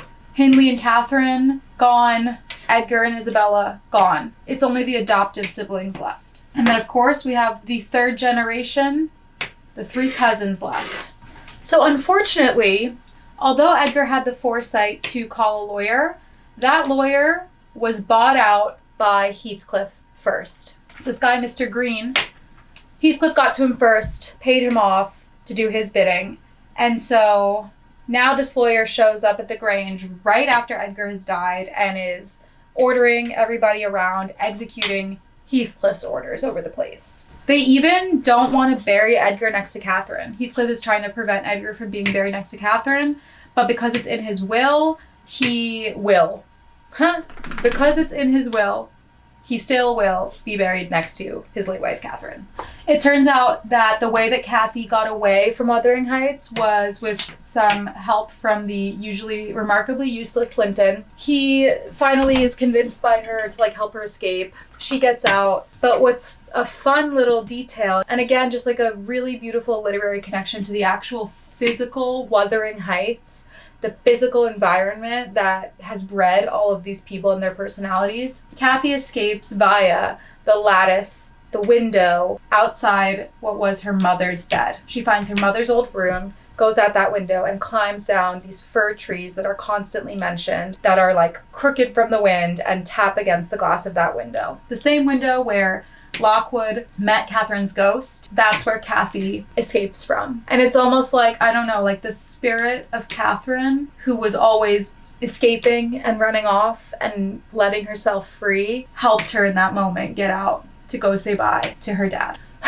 Unfortunately, Heathcliff comes back to claim Cathy and take her back to Wuthering Heights to be with Linton. Nellie is really distraught by this. She really wants them to be able to stay at the Grange and have Linton come to them, but of course Heathcliff won't have it. Cathy kind of turns into this more grown, noble lady, and she takes the high road here, and she really tries to kill him with kindness. She really tries to kill Heathcliff with kindness.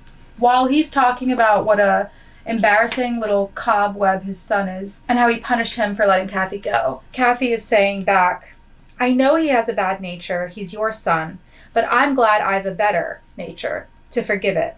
And I know he loves me, and for that reason I love him. Mr. Heathcliff, you have nobody to love you, and however miserable you make us, we shall still have the revenge of thinking that your cruelty rises from your greater misery. You are miserable, are you not? Lonely like the devil and envious like him. Nobody loves you. Nobody will cry for you when you die. I wouldn't be you. Got him. Heathcliff confesses to Nellie that he went and messed with Catherine's grave a little bit.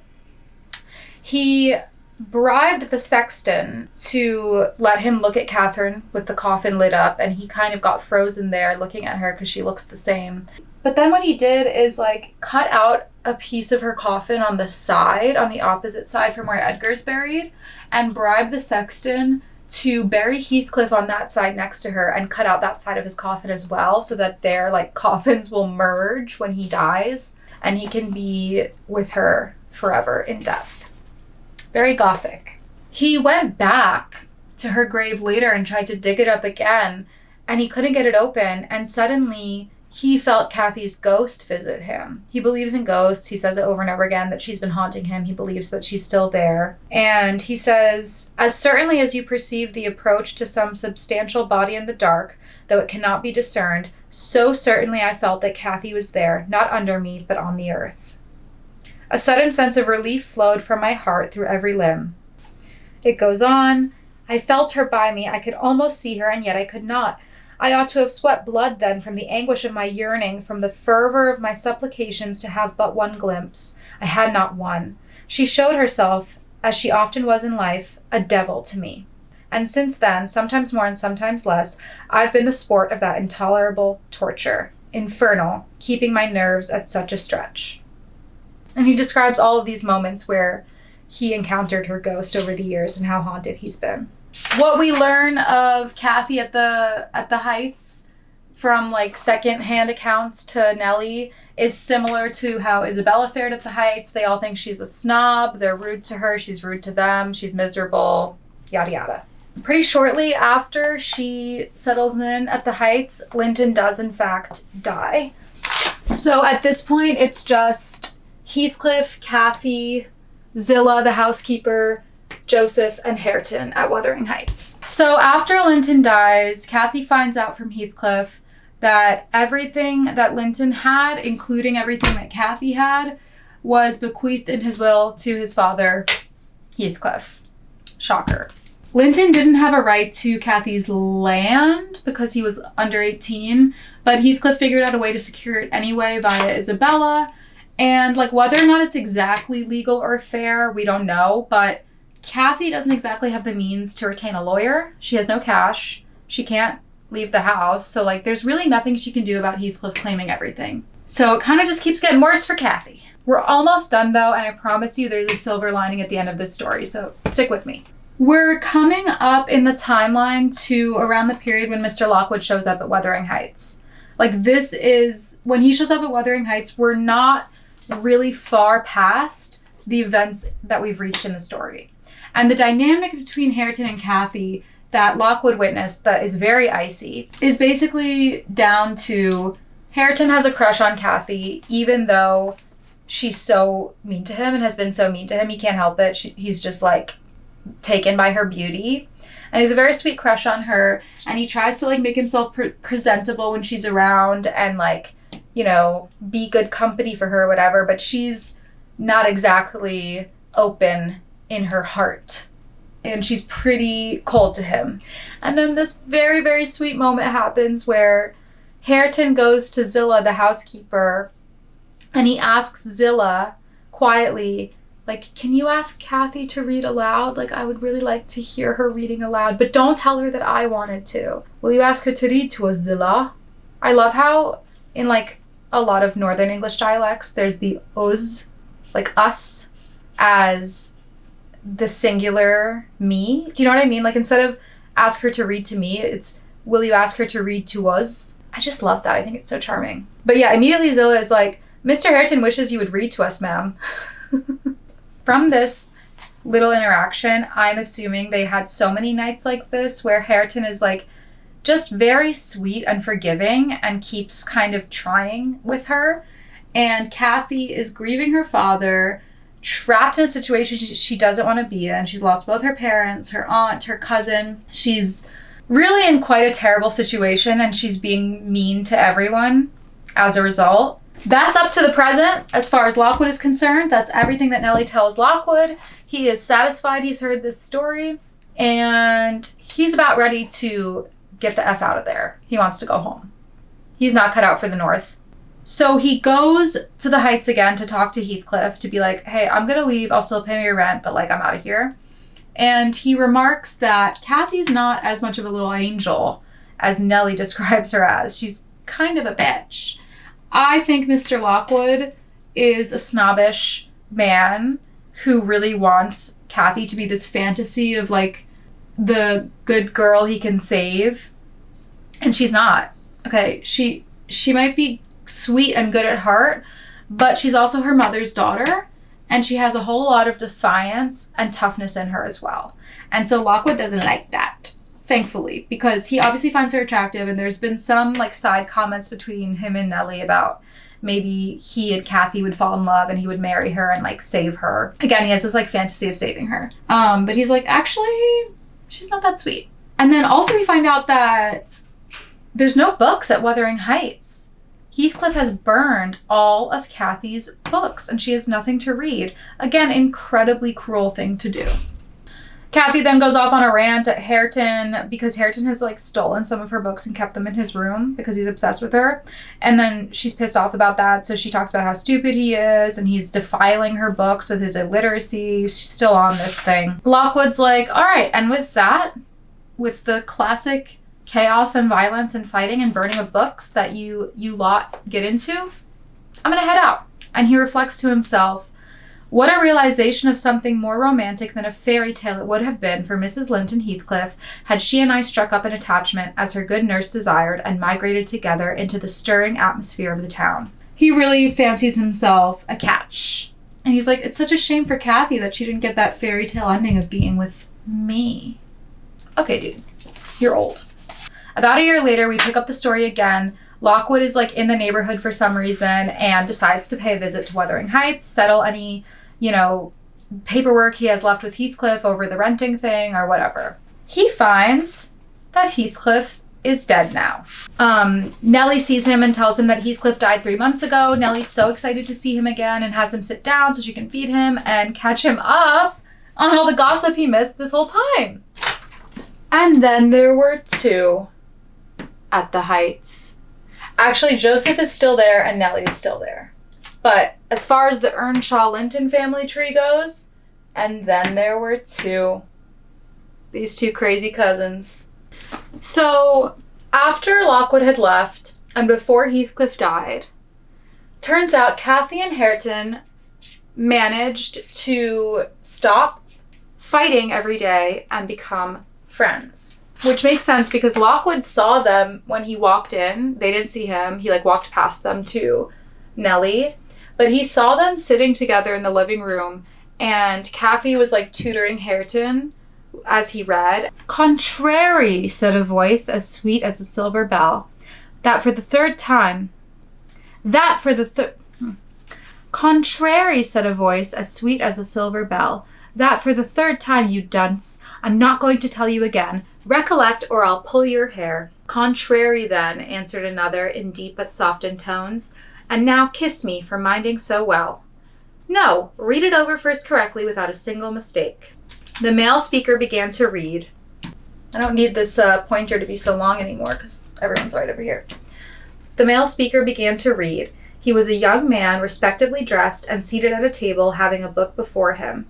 His handsome features glowed with pleasure, and his eyes kept impatiently wandering from the page to a small white hand over his shoulder, which recalled him by a smart slap on the cheek whenever its owner detected such signs of inattention. So she's trying to tutor him to read, and he keeps getting distracted and staring at her, and then she slaps him and tells him to keep focusing. Very sweet, very cute. I don't know, I find it so cutesy that in 1846, Emily Brontë wrote about this cute little dynamic when the smart girl is trying to tutor the handsome boy. And I'm to this day, 180 years later, that's a cute little rom-com moment. I love it. And then, of course, Lockwood goes ahead and waxes poetic again about Cathy's beauty and her beautiful blonde curls. It was lucky he could not see her face, or he would never have been so steady. I could, and I bit my lip in spite at having thrown away the chance I might have had of doing something else besides staring at its smiting beauty. Ew! Ew, you creep! You never had a chance with her. She would have eaten you for dinner. Can you imagine? Ugh, I hate Lockwood. Cathy would have absolutely eaten him for dinner and spat him back out. Anyway, So after he left, what happened was they became friends. Cathy finally was like told off by Nellie, and Nellie was like, you have been bad. You have been so cruel to Hareton. Get your shit together. All right, guys. Speaking of SD card problems, my SD card is running out of space. I'm running out of time. I need to leave to go meet my sister at the movie theater to see this damn movie. So let's finish the freaking book. Okay, speed run. Speed run! Cathy apologizes to Hareton, okay? I found out, Hareton, that I'm glad that I should like you to be my cousin now if you had not grown so cross to me and so rough. He's not having it now. She's been horrible to him for like months and months. Nellie tries to intervene and say like, come on, Hareton, you should be friends with your cousin. And he's like, why? She hates me. She doesn't think I'm good enough to clean her shoes. Cathy's like, I don't hate you. You hate me. Sounds a little familiar with our Catherine and Heathcliff, but they are a lot more wholesome and innocent in all of this, honestly. Hareton reveals like, I don't hate you. How many times have I gotten in trouble with Heathcliff because I'm defending you against him? And Cathy's like, what? I didn't know that was happening. Cathy wraps a book up as a gift for him and addresses it to Mr. Hareton Earnshaw and gifts him this book and says that she's happy to help him read it if he's willing. And it works. After lots of apologies from Cathy, kind of begging for Hareton to be her friend, which I think is fair enough. She's the one who really needs to do the apologizing here. They make up, they become friends. Nellie's happy to see it. And then it turns out they fall in love. So Cathy had a kind of like friends to lover situation with Linton, sort of. Fake dating, forced marriage, I don't know. And then an enemies to lover situation with Hareton. But either way, cousins to lovers, first cousins to lovers. Cathy loves her cousins. But putting that aside, this actually is really cute and lovely. And Nellie is so, so happy that they're going to be married because remember, she took care of Hareton as a baby and she took care of Cathy as a baby. These are like her two babies and she's so happy. They're going to get married at the chapel and they're going to live in Thrushcross Grange together and undo generations of trauma, neglect, and abuse with their love. I think that's a happy ending. I think that's as a happy ending as we can get with all of these people gone. Finally, these two find the goodness in their hearts to figure out how to break the cycle and just lead with love. Yay! Of course, Heathcliff is not pleased. So when they like become friends and fall in love, that's before Heathcliff dies, and he's not pleased. They're like keeping it a secret from him, so they're like secretly like giggling and flirting, but hiding it from Heathcliff.